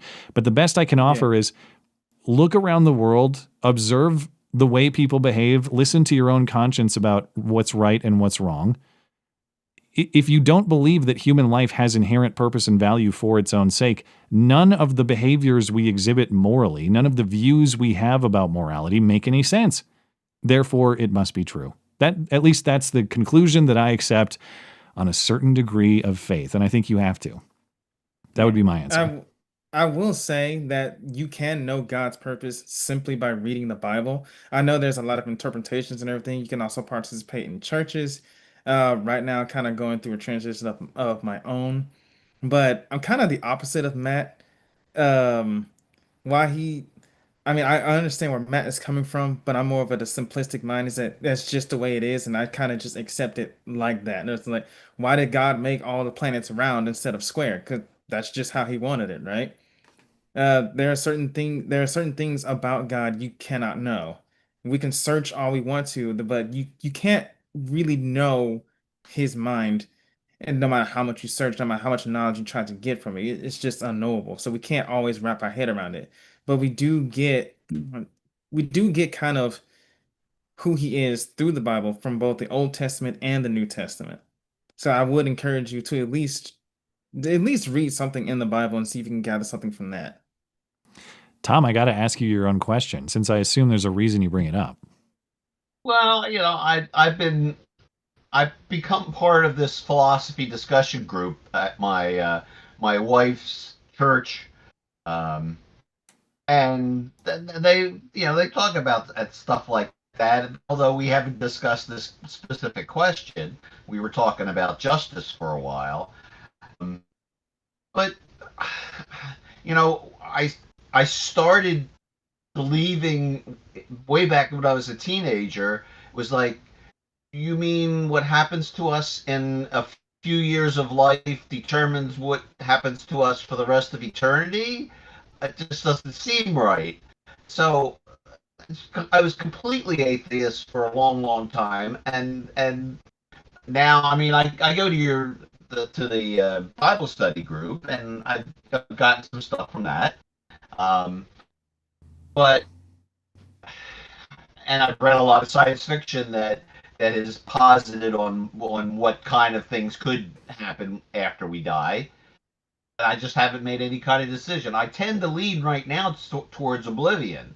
That when you die, it's oblivion, and then I get your point about what about the moral dimension. So I haven't resolved that in my mind yet. Well, I appreciate your participation in the study, and I'm glad that you've given some serious thought to these concepts, because it sounds like you're considering the same questions that brought me there too. And yeah, sometimes as I've participated in the study and started going to church, I've started to understand that there are some things that you accept even if you can't explain them. And even if you can't explain them, they're still true. For example, for most of human history, we haven't been able to explain gravity with a precise mathematical description or calculation. Doesn't mean gravity didn't exist. Doesn't mean the concept of gravity wasn't true. We had yet to fully discover every particular detail about it. I believe the same thing is true with moral truth, and I believe there's an author to it, and I'm looking to know that author. And I know that there's a lot of faith that you have to accept to reach that conclusion. But the other thing that's a little bit unsatisfying, I suppose, to maybe to myself and to others, is like, well, sometimes you accept things because every other alternative is unacceptable. And that's been sort of my path too. Like the idea that there's no purpose for us being here and there's no such thing as moral truth, it's all just whatever rules people made up, that is contrary to the way every society has been organized and the way people behave just subconsciously. Like people have an inherent sense of right and wrong. There's something that has built that into them. I know people would say that's an evolutionary development, but I'm not convinced. There are all sorts of moral behaviors that aren't necessarily advantageous for survival. So a lot of times they put you at a disadvantage for survival. So anyway, you clearly have prompted a lot of thought, because I could go on and on about this for probably the next hour. But I just find it fascinating how I'm not taking shots at either of you. But because I was brought into Christianity at a very young age, for me, it's more so like doctrine now. What I mean by transitioning, I'm trying to go from Protestant to Orthodoxy is what I think. So my belief in Yahweh and everything that he has done, especially in the Old and New Testament, is pretty solid. I may be kind of lazy with my belief right now, which is why I'm trying to take it more seriously. But to watch you guys say like, well, to kind of investigate and be like, well, what about this and what about that? And if you're like, what about the substantial claim? If God says, I created the sky blue because that's just what I like, I'm just like, cool, right? That's just what he likes. I noticed that when our society stopped listening to God as much, things have gone awry. So I'm going to try all the time. I'm going to try listening a little more just for that reason. Yeah. I mean, France was the pinnacle of Christendom at one point until they decided to like throw that off. Yeah. And now look at them. Well, Tom, thank you for your call. I'll give you a quick last word if you want it. I had something in mind, but now it's slipped away. I'm having my 70th birthday coming up Sunday, so it's happy birthday. Oh, wow. Happy birthday, man. I guess I'm going to make it. Now you still got several years on you. Don't get old like me, though. What slipped your mind, that isn't where Mamdani is from, is it? We're searching for that information. No. I thought maybe we had our primary a couple weeks ago. Now we've got Mickey Sherrill versus Jack Capriati or Cipriati or something like that. Wasn't he the guy? Isn't that the guy who almost beat Murphy? The other, was that 22 or something? Yeah. 4 years ago. Yeah. Okay. Well, maybe it'll get interesting in New Jersey as well. I'm hoping. Yeah. All right. Thank you, Tom. I didn't know any of this stuff was. I didn't really need to pay more attention. Thanks, Joshy. Have a good night, man. All right. I do need to pay more attention to politics because I have no clue what's happening. You definitely don't need to pay more attention to politics. I bring you all the political information you need. That's the service I provide. Well, good enough for me. Yeah. All right. We're going to get into some email questions as well. As a reminder, if you'd like to send a question or a thought for consideration on the show, and by the way, thanks to our callers this evening. Appreciate you guys. You can send your thoughts or questions through the contact page of my website, mattchristiansenmedia.com/contact. Look for the MC Live questions box. First up tonight is technically a Fed. Fed. Hey, Matt, I inherited a bar pistol. That's probably incorrect pronunciation, but I'm going with that. A bar pistol, one of 300 made before 1915. And it's a cool piece of history, and it has a connection to my family. Do you have any heirlooms like that? Also, how much do you know, or do you know much about antique guns? Your work is so valuable. Thanks. Well, thank you. I appreciate that. I think it's pronounced bear. It probably is bear. It's a German word, I assume, or some other European word. But yeah, I didn't know anything about this gun, so I was browsing the Forgotten Weapons Ooh, that's a pretty gun. page about it. So I assume he has something like this, if not exactly that. It, like you said, it's a German double-barreled 4-shot revolver, and there were only about 300 made between 1899 and 1914, according to this page. So he apparently has one of them. The highest known serial number on one of these guns is below 300. So he has something that is very, very rare. I assume very, very valuable probably too. I don't know what the collector market is like for this sort of thing, but there aren't a lot of them if people are interested in them. Probably so that's worth a lot. It might be. That's very cool. And if it has a connection to your family, you might want to hang on to it just because there's a family story to it. Yeah, it's super cool to have. As far as my own stuff, I don't have something quite like this. I do have a couple nice World War II pieces that came to me from my brother's collection. I've got an M1 Garand from Springfield Armory, and I think the production date on that was 1941. But if it's not exactly that, it's authentic to the World War II era, produced for the war. And then a German K98K, which was the German standard issue bolt-action rifle during World War II and prior. That's also authentic to the era, the World War II era. And it's not like they're rare guns. You can get these, but they are authentic to that time. They still work great, so they're cool to have as pieces of history. But the Garand in particular, I mean, they'll always be special to me, and I'll never get rid of those guns because they were my brother's collection. So a lot of sentimental value. But the Garand in particular, I appreciate.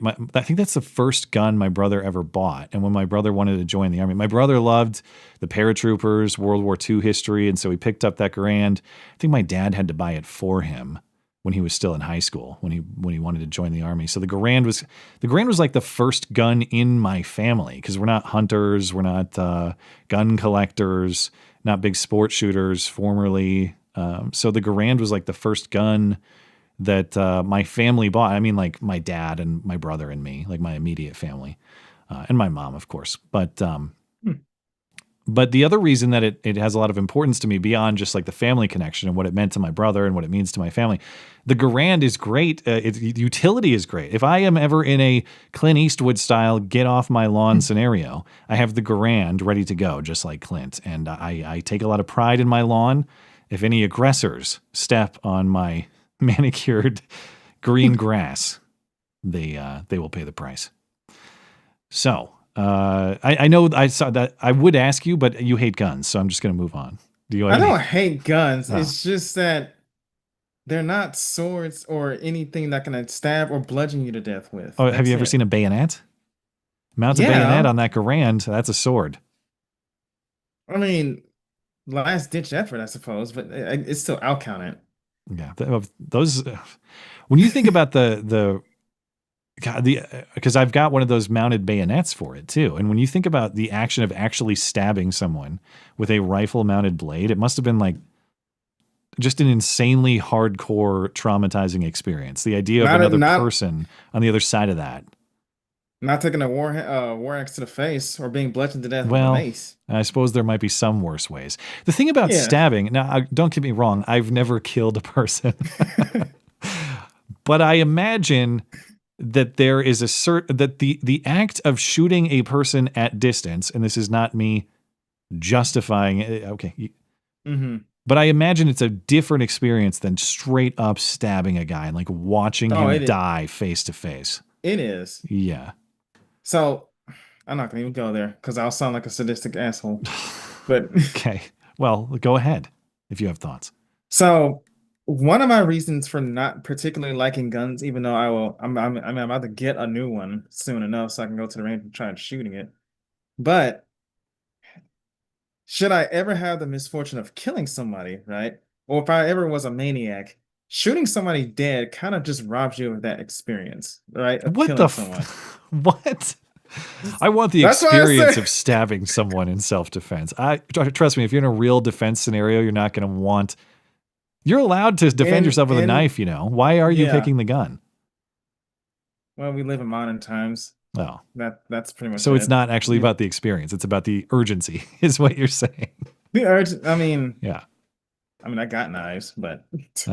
All right. Well. Anyway, that's enough for me. I hope you don't have that experience. The experience that you're looking for. No. In Minecraft, Raj. In Minecraft. Careful. Vig vagina. That's disgusting. Matt, on the June 18th show, you indicated being open to states having their own rules and even going as far as to make an official state religion, which, yeah, we talked about at the time. Which was the case at the founding. Mm-hmm. What if a state made a law that prevented one's right to exit, or maybe just women are not allowed to travel without a male chaperone? Should the federal government or judiciary overrule such a law? So to bring people back to the context, yeah, the general idea here, the original concept of federalism in this country was that our federal constitution only applies to the federal government. It does not apply to the states. That happened after the Civil War, the incorporation doctrine through the 14th and all that. Okay. Mm-hmm. Before all that, states could make their own rules, their own laws, even if those rules or laws were contrary to the federal constitution, because the trade-off or the idea in this organization is you can leave your state to find one that suits you better if your state is governed poorly or has rules or laws that you don't like. Now, courts have interpreted that right, the right of free movement between states for citizens of this country or people who are legally here. They've interpreted that right through the Privileges and Immunities Clause of the Constitution, which says the citizens of each state shall be entitled to all privileges and immunities of citizens in the several states. So, more plain language, if you're a citizen in one, you are entitled to the same legal protection, the same legal structure that exists in the other states. It implies movement between them. Congress also recognized such a right under the Articles of Confederation prior to the Constitution, which was later written and ratified. Now, in general, I would oppose any law that prevents you from leaving a place. You should be able to leave your country if you want to, and people do. Not just leave physically, but they actually, what's the term, renounce your citizenship or void your citizenship. That is, of course, a different question from whether another place has to let you in or whether you have a right to enter another place. But really, that's what a country is. It's boundaries within which you can move. Yeah. I know there's more to a definition of a country than that, but I'm talking about like what is a country geographically? Okay. Yeah, geographically speaking, I get you. That is and as far as what that means for states, like, Montana has to let in kooky Californians. Doesn't that suck? Well, the trade-off for Montana in the ideal theory here, the organizing, the way the country was organized originally, Montana benefits from the collective defense of the states by the federal government. So the idea is, yes, we have to let in people from other states who are still citizens of this country. Maybe that sucks, but we get the defense of the national government, which benefits us. And a lot of times it doesn't actually suck. Like some of the people who come from California suck for sure, like we had in the prior call. Yeah. Not all of them do, though. And to be complete, it's anecdotal. I don't know what the numbers say. Of course, my county has flipped because of a lot of people moving in here with the wrong ideas. But just anecdotally, people I've met, for every person who comes here and tries to vote for the same bullshit that prompted them to leave their former state, there's at least another person who knows exactly why they came here and maybe votes more conservatively than some native Montanans. So there's even benefit for states too in this arrangement. That is to say, like when one state sucks, good quality productive people move from a sucky state to a good state, and that good state benefits. So it's not all downside. But okay, back to the question. Yeah. The question is about, okay. I think the original constitutional structure preserved that right to move between states. I think it's the correct format if I was organizing the government, because it makes sure that the rights of majorities to handle their affairs how they see fit in state borders is countered with the right of the individual to leave if that majority is doing things the individual doesn't like. So it balances those things quite well, preserving the rights of everybody. But this law that this hypothetical law he mentions, women having to have women can't leave, or women have to have male chaperones to leave. That's basically like that's Sharia law. Yeah, actually. Maybe. But no, that is Sharia law. It's a part of it, like I assume. Yeah. But that would theoretically prevent a person from leaving, not necessarily by the government's hand, but by the husband or the families, and I guess it would be enforced by the government. But the woman could leave if she was what's the word I'm looking for? Escorted by her family, her husband, whoever.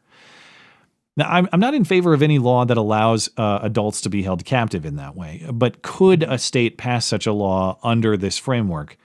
I think not, because it's still the state government telling someone they can't leave under the circumstances they see fit and then enforcing it. Yeah. It's an interesting thing to think about. Practically speaking, I don't think it would ever happen. I can't imagine a state passing such a thing, at least in our modern era, or at least anytime soon with current moral sensibilities, that sort of thing. Feminism needs to be stopped. Feminism needs to be countered for sure. That's a really big backlash, though, and I can't imagine a backlash that severe. Backlash by who? By anti-feminist forces. People think that feminism has gone too far politically, which it has. But I mean a backlash, like the pendulum swinging so far against the concepts of women's rights that women become, if not by law, like de facto property in that way, where they actually cannot move freely on their own. That wasn't even like that. Not really even like that in our country. I'm not aware of American history to that effect, but there might be some. If people have examples, they could send it to me. I highly doubt it. There was the vote, of course, but as far as like you can't travel if you want to, or you need a male companion? No. See, that even way back when. No, not even that. Not even that. Anyway, thank you for the thoughts. That was an interesting one, Mr. Vague. Yeah. I will say real quickly before we move on, because I did have another question that kind of goes on to that, right?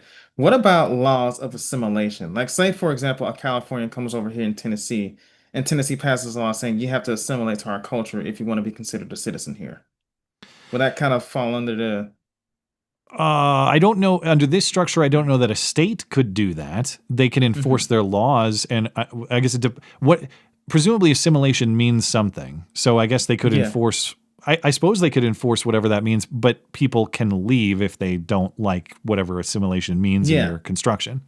It's kind of like weed out those who are only there to change everybody else because they don't like them versus people who are willing to accept that culture if they're going to move there. Yeah. Thank you, Mr. Vig. Aggie engineer, Matt, most 2A, as in Second Amendment people, myself included, tend to picture the implementation of the Second Amendment to be fighting a tyrannical executive branch, military or police. We currently have a tyrannical branch of government in the judiciary. Should the 2A be used as a check on the judiciary? If so, when? I don't know that the principle or the philosophy of the Second Amendment is branch specific. It is to counter or to check a tyrannical government in general, or of any type. The Second Amendment could and should exist just as validly in a monarchy as it does in a constitutional republic. Would you agree with that, Mr. Monarchy fan? If I was ruling, the only reason why I'll keep people to have their guns is mostly due to the criminal element. Okay, so here's how I kind of phrase it. This might sound crazy as being a monarchist, but in my thinking, the reason why I would want to have an armed populace is in case I become tyrannical. Let's say that I was ruler, right? It's a check on yourself. You're a noble king. Yeah. But the thing is like But my thing is that you have to be willing to do it, though. I mean, I know people say my biggest gripe thing is that people scream two ways shall not be infringed, but then they kind of just bitch out, right? Yeah, it's an extension of the thinking. What value is the First Amendment if everybody shuts up because they're too afraid or something like that? My thing is that if, let's say that I was ruler and for some reason I become a complete nutcase, before that I would be like, listen, y'all have to not only defend yourselves against the criminal element, because I'll make that easy for you. If somebody tries to break in your house, they just forfeit their life, right? But you also have to be willing that should the person ruling over you ever become tyrannical, you have to be brave enough to fight, right? Because we did it once, foolishly, when we overthrew the crown, right? But it's kind of to prompt and listen. Yes, man. I'm a monarchist, all right? There was I remember a caller or an emailer way back when had made the case that the British were right in the Revolutionary War. It's kind of an interesting thing to think about. But I mean, I tend to agree. Well, they are. Of course, they're right. They're a crown, after all. Yeah, and they gave us America, so we should be thankful. But anyway. Hey, man, a little more British colonialism would do wonders these days. At least old school British colonialism. I don't know about modern day, but now see, let's go back. But it's my answer to this is that if you're gonna say should we use that, you have to be willing to use it. Otherwise, what's the point? Well, you still have to protect it for the moment. But yeah, I agree that if it's not exercised for the moment for which it is protected, it does become sort of functionally useless. That said, you still protect it for its own sake because it's a moral truth. It's up to us to make sure we act upon that moral truth. And that's what Aggie Engineer is asking about here. Now, to get back to the point, strictly speaking, the judiciary doesn't even have its own enforcement arm to violate your rights in that way. And I agree that a lot of federal judges have been crazy lately, and not even just lately. I think even going back to the Roe v. Wade decision, the entire substantive due process doctrine, a lot of ways after the Civil War that the federal government has slowly been seizing power away from the people and from the states, and the Supreme Court has been a big part of that. That said, even when the Supreme Court enforces things on the people in the states, it's not them. It's the executive branch in the way that you're describing. It's police forces, the FBI, the DOJ, or state or local police forces. Yeah. So the problem is still under the executive branch, even in the way that we're framing it here with the sort of judicial overreach. The second part of your question, so, I mean, my first answer is I don't know that it necessarily matters what part of the government is doing the infringing or being tyrannical. The second part of the question is when is the right moment, or at what point is it morally justified to act on that thing, or are we past that point? Well, you of course you look right to the Declaration of Independence. The Declaration of Independence is the philosophical basis for our country. It says that just government exists for the purpose of securing the rights of the people, and it exists at the consent of the governed. If one or both of those factors are eliminated, it's no longer securing the rights of the people, or it no longer exists at the consent of the governed. It is the right of the people to abolish and replace it. Are we past that point? Constitutionally, I think we are. This is not me calling for revolution. What I'm saying is the federal government, since the Civil War and really through the Civil War, has encroached upon the sovereignty of the states. It no longer exists to secure the rights of the people in their states. It, in large part, if not totally, in large part exists to enforce its own will on the states, which was never the design, was never the moral framework we're supposed to operate in. And then does it exist? So is it securing your rights? No, it's slowly chipping away at them. Does it exist at the consent of the governed? Well, I mean, we elect our president, we elect Congress. Yes, but part of that consent is keeping political and police power in the states for the same reason we just discussed, where if your state sucks, you can leave.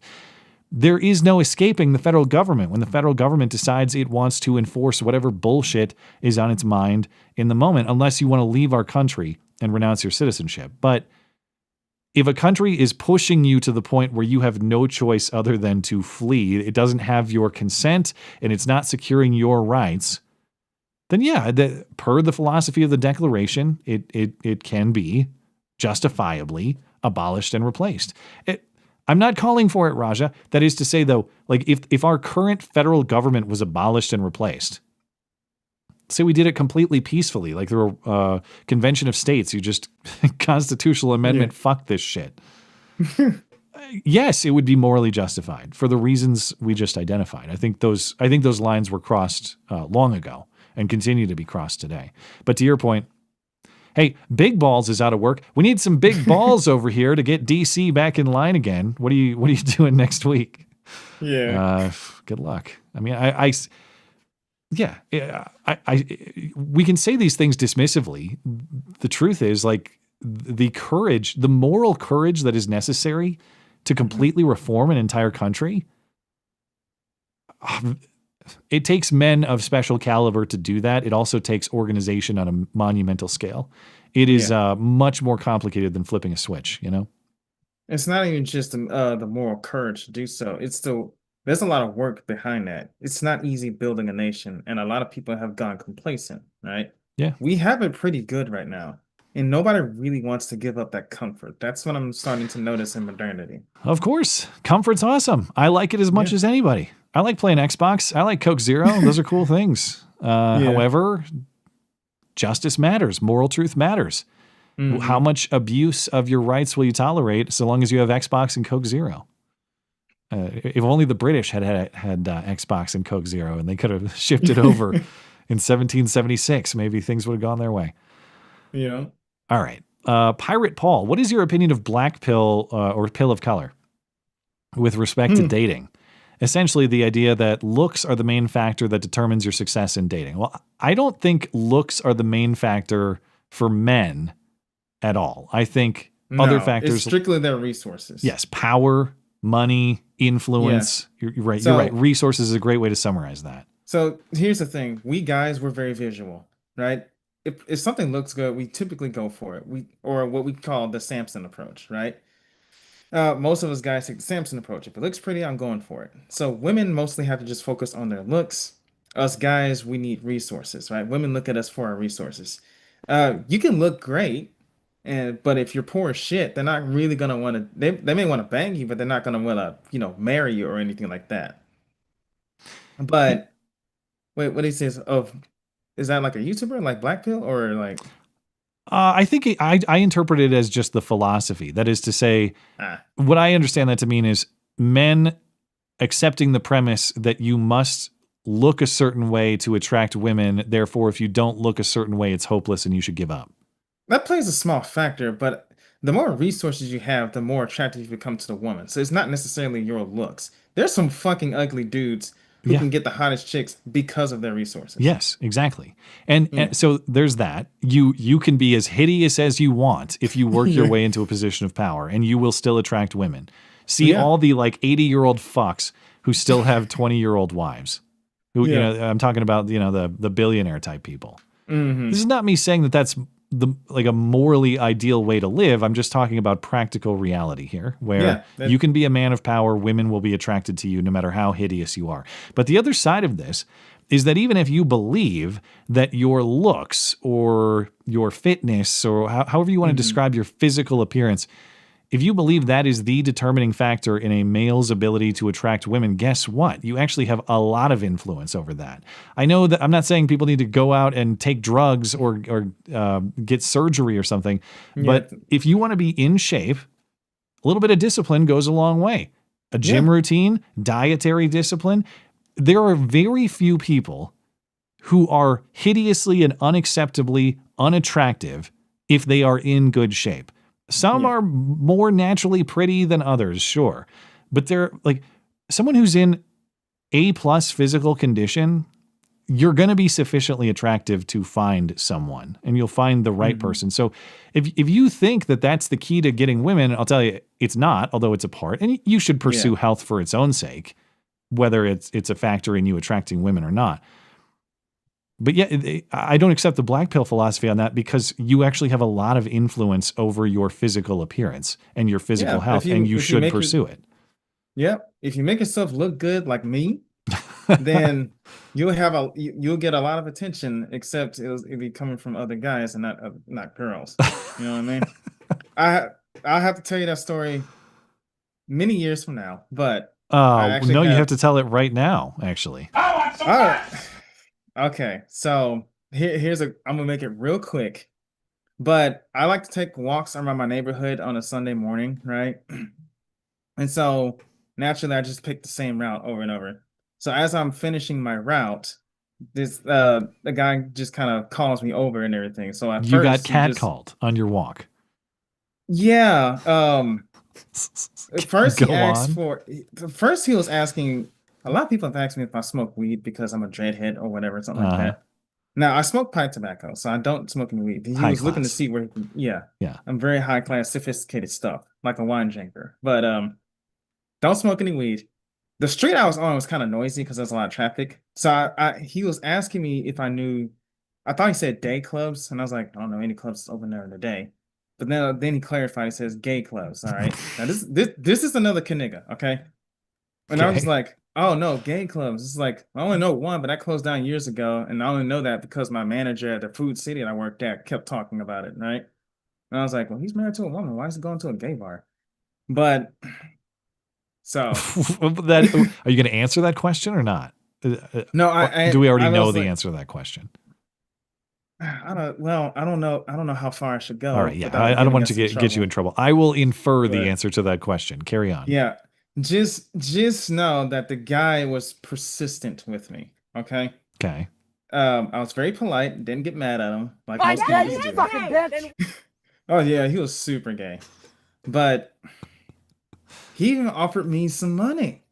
What? Right? You got a proposition for gay prostitution? Apparently, in my neighborhood, I knew there were prostitutes on my street, and I know where to avoid. Right? Can I ask, what were you wearing? Was it your Knigga jersey? No, I was just... So I have long sleeves, right? That I kind of roll up in my khaki pants. Yeah. That's it. Right? But apparently, there are also male prostitutes that I was just unaware of. And you happen to fit in. I guess. Twice this happened to me, but... You need to walk down a different street, apparently. No, I mean... Not even just... I mean, this is all throughout my neighborhood. I remember one time... Gay prostitutes are all throughout your neighborhood? There are some male prostitutes, apparently, and I've seen at least one, right? Now I know you said you couldn't suffer the torture of living among your people. Now I understand. I mean, you would think that. One time I couldn't even leave 10 feet from my house. Some old dude just rolled up and said, hey, where you live at? I was like, nigga, I'm Knigga. I'm fine. I'm just walking, going away.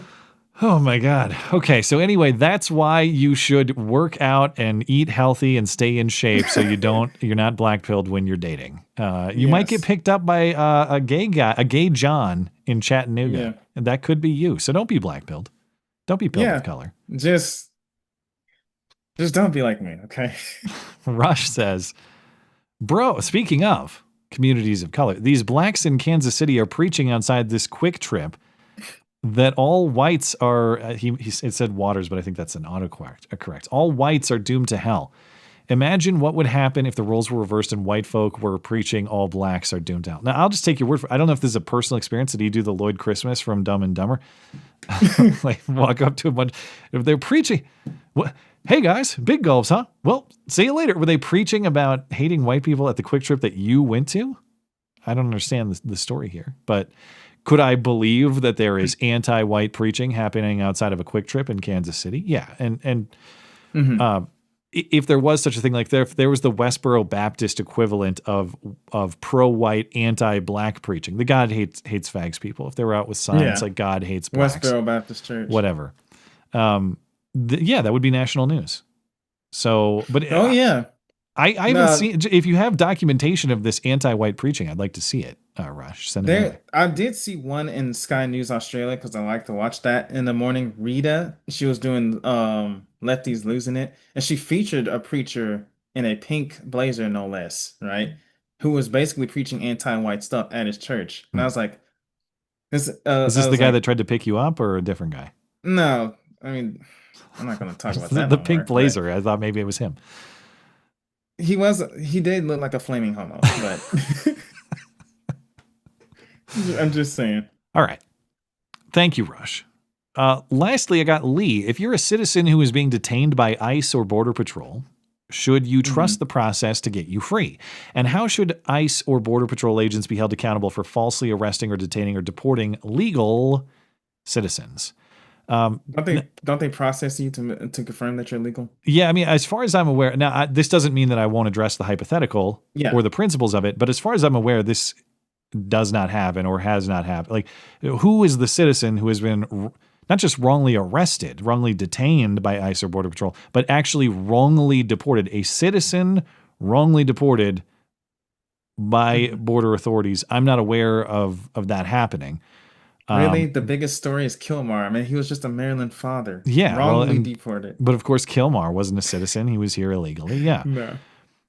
So if this were to happen, there have been ICE raids in my town. Let's say that I'm down at Town Pump and I'm buying, I don't know, a churro or some Takis or something that makes them think I'm part of the crew of Juans and Jose's on the landscaping team or whatever's going on. And I'm scooped up in the ICE raid at Town Pump.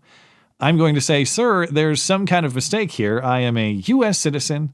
Here's my driver's license showing my residence in the state of Montana. If you would allow me the courtesy of heading over to my home, I will show you my birth certificate.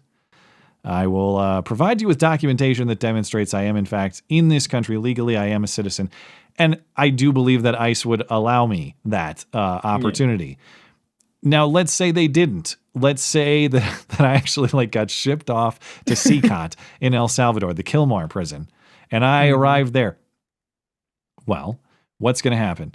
My family is going to say, what the hell? Matt got sent to Salvadoran prison when he's a citizen of the United States. I think I will call my member of Congress about that. I think I will call our governor about that. I think I will inform our political leadership about that to get that corrected. And what will happen there, even if there are evil ICE agents who, at that point, not just mistakenly, but maliciously sent me to a country that I don't belong to because I'm a citizen of the United States, you're going to get some sort of intervention from Congress in oversight. You're going to get returned. Even the El Salvador president will be like, who the hell is this guy? He clearly does not fit into this crew of Salvadorans who have arrived here, or other, Central or South Americans. Mm-hmm. So there are so many layers of malice here that would have to be realized for that to actually happen. Your question, okay, just because it's rare doesn't mean that it's impossible. Right. So what would the resolution here be? Well, the resolution here, deportation is not a criminal procedure. You're not accused of a crime like killing a person or stealing something where there's a whole trial, there's due process in the criminal procedure sense. We're going to present all the evidence. You have a presumption of innocence. Deportation is not a punishment in that way. It's just removing you when you have no right to be here. If you can't demonstrate that you have the right to be here, you are removed. That's it. So practically, I think morally and practically speaking, there's no way that we can expect every person who is here illegally to have some form of trial equivalent to evaluate if they are in fact present or not, when it's a very simple question. Do you have the documentation or do you not? We don't need a whole jury evaluation. I know that's not necessarily what you're saying, Lee, so I don't want to put words in your mouth, but I'm just saying there's a reason the processes are different. Okay, how would we hold accountable ICE agents or Border Patrol agents or whatever other border enforcement who act maliciously in this way? Well, if they're actually going, it's not an accident, and they're holding you illegally, they could theoretically be charged with crimes themselves for some sort of false imprisonment, potentially some form of kidnapping, something like that. Even if we don't go after them criminally and prosecute them, Congress maintains an oversight role over these people. If they have some kind of habit of terrible behavior in this way, where they're deporting American citizens to other countries, the solution there, the remedy is that Congress exercises its oversight and gets these people under control. That's the way that goes. The solution, I don't think, is federal courts inserting themselves into an area where they actually have no jurisdiction or authority. This is a matter of executive enforcement of federal law. And if it's improperly enforced or dishonestly enforced or illegally enforced, well, Congress has authority in that matter, And people who commit crimes, Congress can refer them to the Justice Department for prosecution. So those are the appropriate oversight and enforcement mechanisms if such a thing were ever to happen. And again, I'm not actually aware of this happening at all, like an example of a person who this has happened to. But your thoughts on deporting citizens? Should we start deporting citizens? I can think of many citizens who should be deported, actually. We should start doing it. Well, nah, I've said it. I've said too much today. Right? Okay. That 14% of our population. Calm down, Lincoln. I thought you were going to say Mamdani. He should go. He touched young people. Yeah. No, Mamdani needs to be converted over to Christianity so he can see the errors of his ways. And then we deport him. Oh, okay. Forced conversion and then deport. Fair enough. I mean, All he's right. Muslim. They're used to doing it. Why can't we? Do we get what kind of sword are you going to use to force him? Is it going to be like the scimitar. old school medieval like European style? Or are we going like curved Aladdin style, like his culture? Yeah, so the curved blade is known as the scimitar. That's what the Yeah, I know. I call them Aladdin swords. Aladdin swords? Yeah. All right, we'll have an Aladdin sword and we'll genie him out of existence. Oh, okay. So. Well, thank you for your email questions. I hope all this wisdom was worth it. Appreciate your submissions to the show. As a reminder, if you'd like to send a question or thought for consideration on the stream, MC Live questions box over at the contact page of my website, mattchristiansenmedia.com/contact. All right, we'll just catch up with a few super chats and we'll call it a night. All right. So, over on Rumble, Ninja Kitty bonks. Don't know why I expected New York to learn at least a bit of a lesson over the last decade, but it seems not. Or don't know why I expected that, but it's not going to happen. Will take a decade of businesses leaving and a lack of investment to understand. Pathetic. If they ever, I think it's optimistic to think they will ever learn the lesson. There are people in New York who will have to starve to death before they will learn the lesson. They won't. And even still, I know I joked about earlier that I wanted them to just kind of starve to death so they'll finally wake them up, but even then, they just won't. They'll say everything is fine, this is great, I love the guy in charge, and they'll just... We got to do it the right way. We got to do communism the right way this time. Or next time, if we do it the wrong way this time. Anyway. Thank you, Ninja Kitty. Dangerous Spaces friendly call screener. Mamdani touched young people. He touched young people. Well, if he is a true Muslim who follows the example of Muhammad, that would make sense. Muhammad did marry a 6-year-old and consummated the marriage when she was 9. I believe that's true. Is it not? Yeah, that's true. Dangerous Spaces again. I hate minimum wage. Fucking morons. Wages aren't created from hopes, dreams, and unicorn farts. It's a cost like rent and stock, etc. So increased wages means increased costs. Economically illiterate retard. Yeah, I mean, it's true not minimum even wage has never been tried. Yeah, and it's not even just the cost of stuff, right? So for me and my mother had this argument years ago. So let's say that you raise the minimum wage something. Yeah, you have to raise the prices as well in order to pay your workers, right? But let's say that you have 5 workers, right? And you raise the minimum wage to $30. And the store owner is like, well, I can't afford all of you because people aren't buying my products. Let's say that out of the 5, 3 of them get laid off, 1 is put on part-time, and only 1 is kept on full-time. That's what's going to happen. So you don't get the benefit at all. Yeah. As speaking of Sowell wisdom, the Sowell wisdom tonight is the actual minimum wage is 0, because when you price out low-level, entry-level jobs and you make them inaccessible to people because an employer is going to decide, I can't pay that much money for that level of work, guess what? The low entry-level job just doesn't exist anymore because the employer will find a way to do it themselves or to have existing employees do it.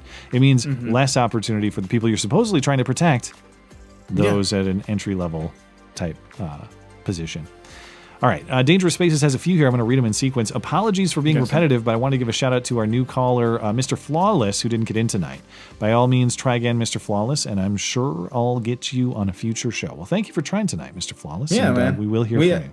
We really encourage, for people who are nervous, don't be nervous. I promise that I will be nice if I'm ever on, right?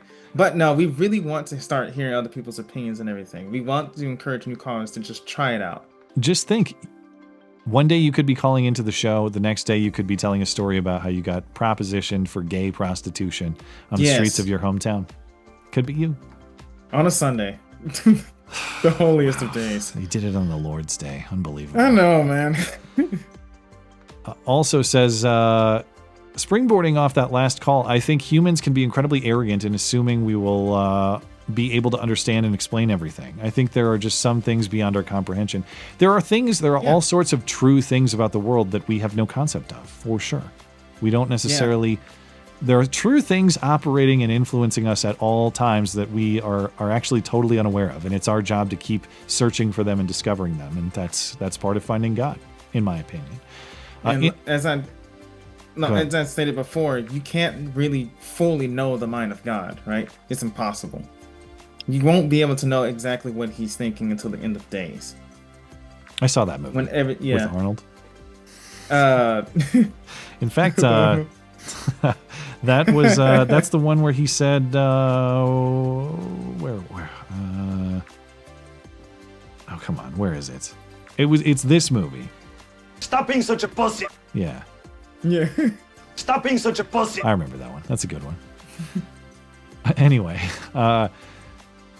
in response to Mr. Vagina, we had that exact scenario here in Australia during COVID. We had, so this is about the interstate travel. We had closed state borders resulting in shit like separated families. Plus there was almost the COVID camps, the almost COVID camp shit, or whatever they did to the Aboriginals. Remember they like rounded up the Aboriginals in northern Australia, whatever that territory's called. Yeah. I still can't believe not enough hell was raised on that. The Aboriginals in particular, or just COVID in general?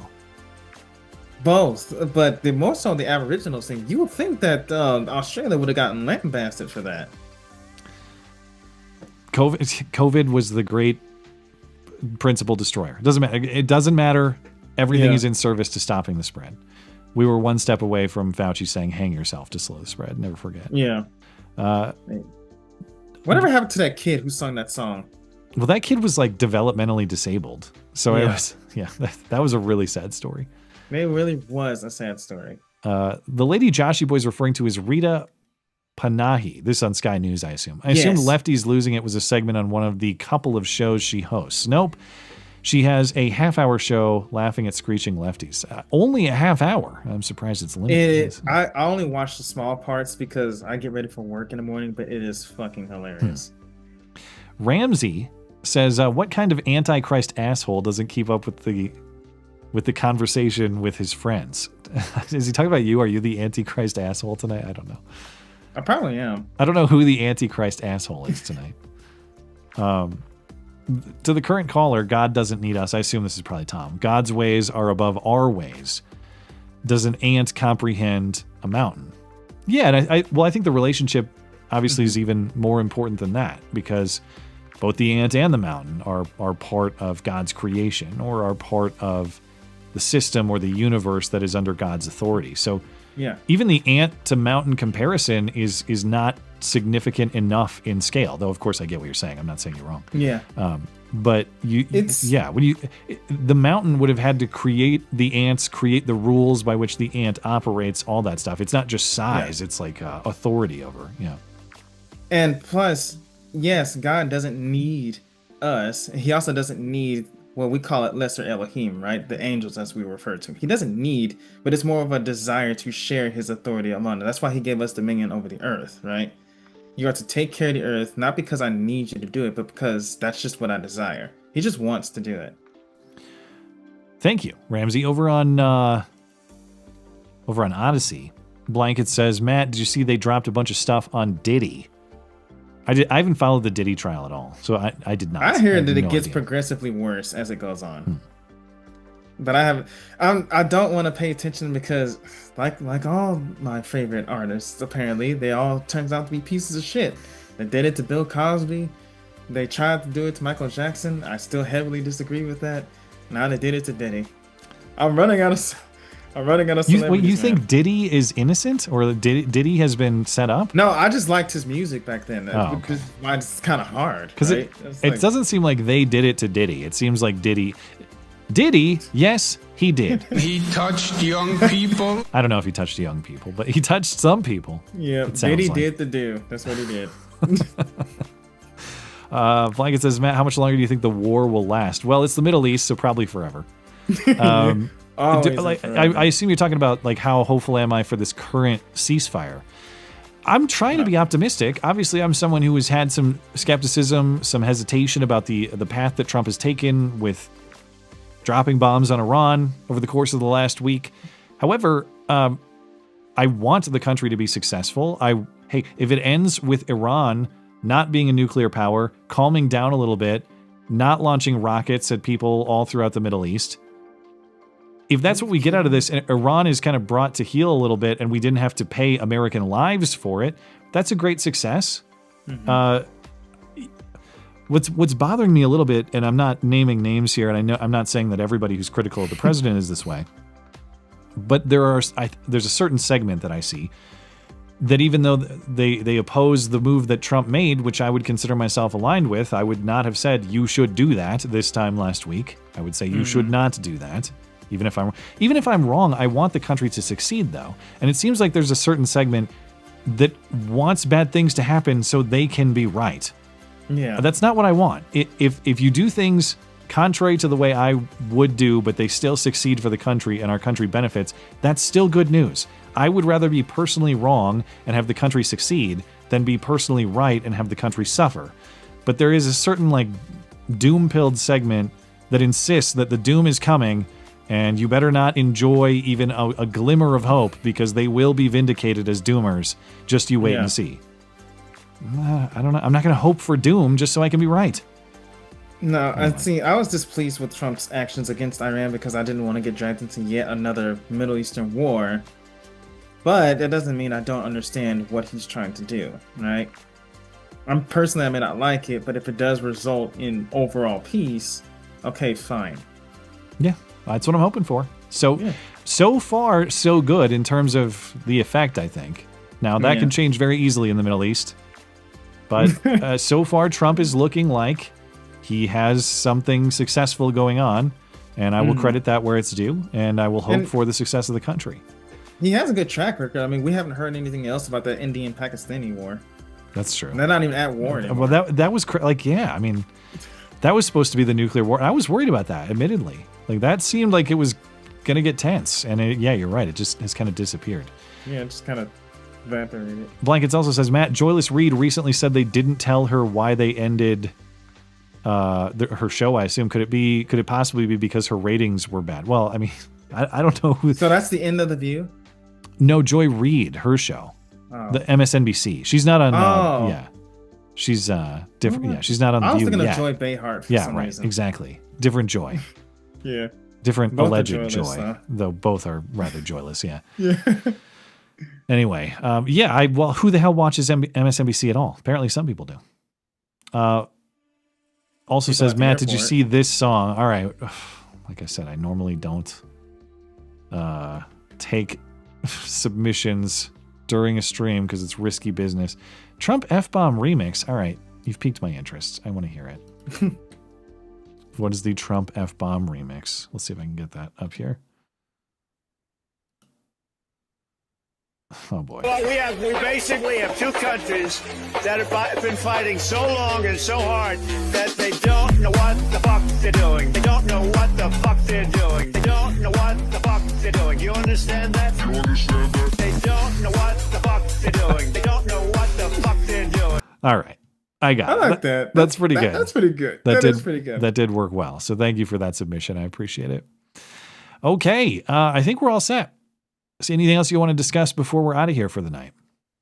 I've said too much already, and I've already tarnished my reputation, so.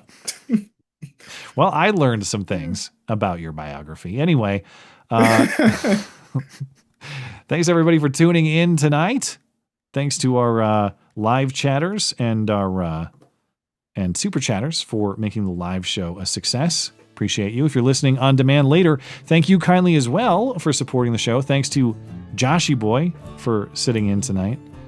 Glad to have you as always, my Knigga. Thanks to producer Tim for his assistance as always. If you'd like anything show related, mattchristiansenmedia.com is where you find it, or mattis.gay. I'll be back on Sunday night. Hope to see you then. Have a good night. See you guys on Sunday.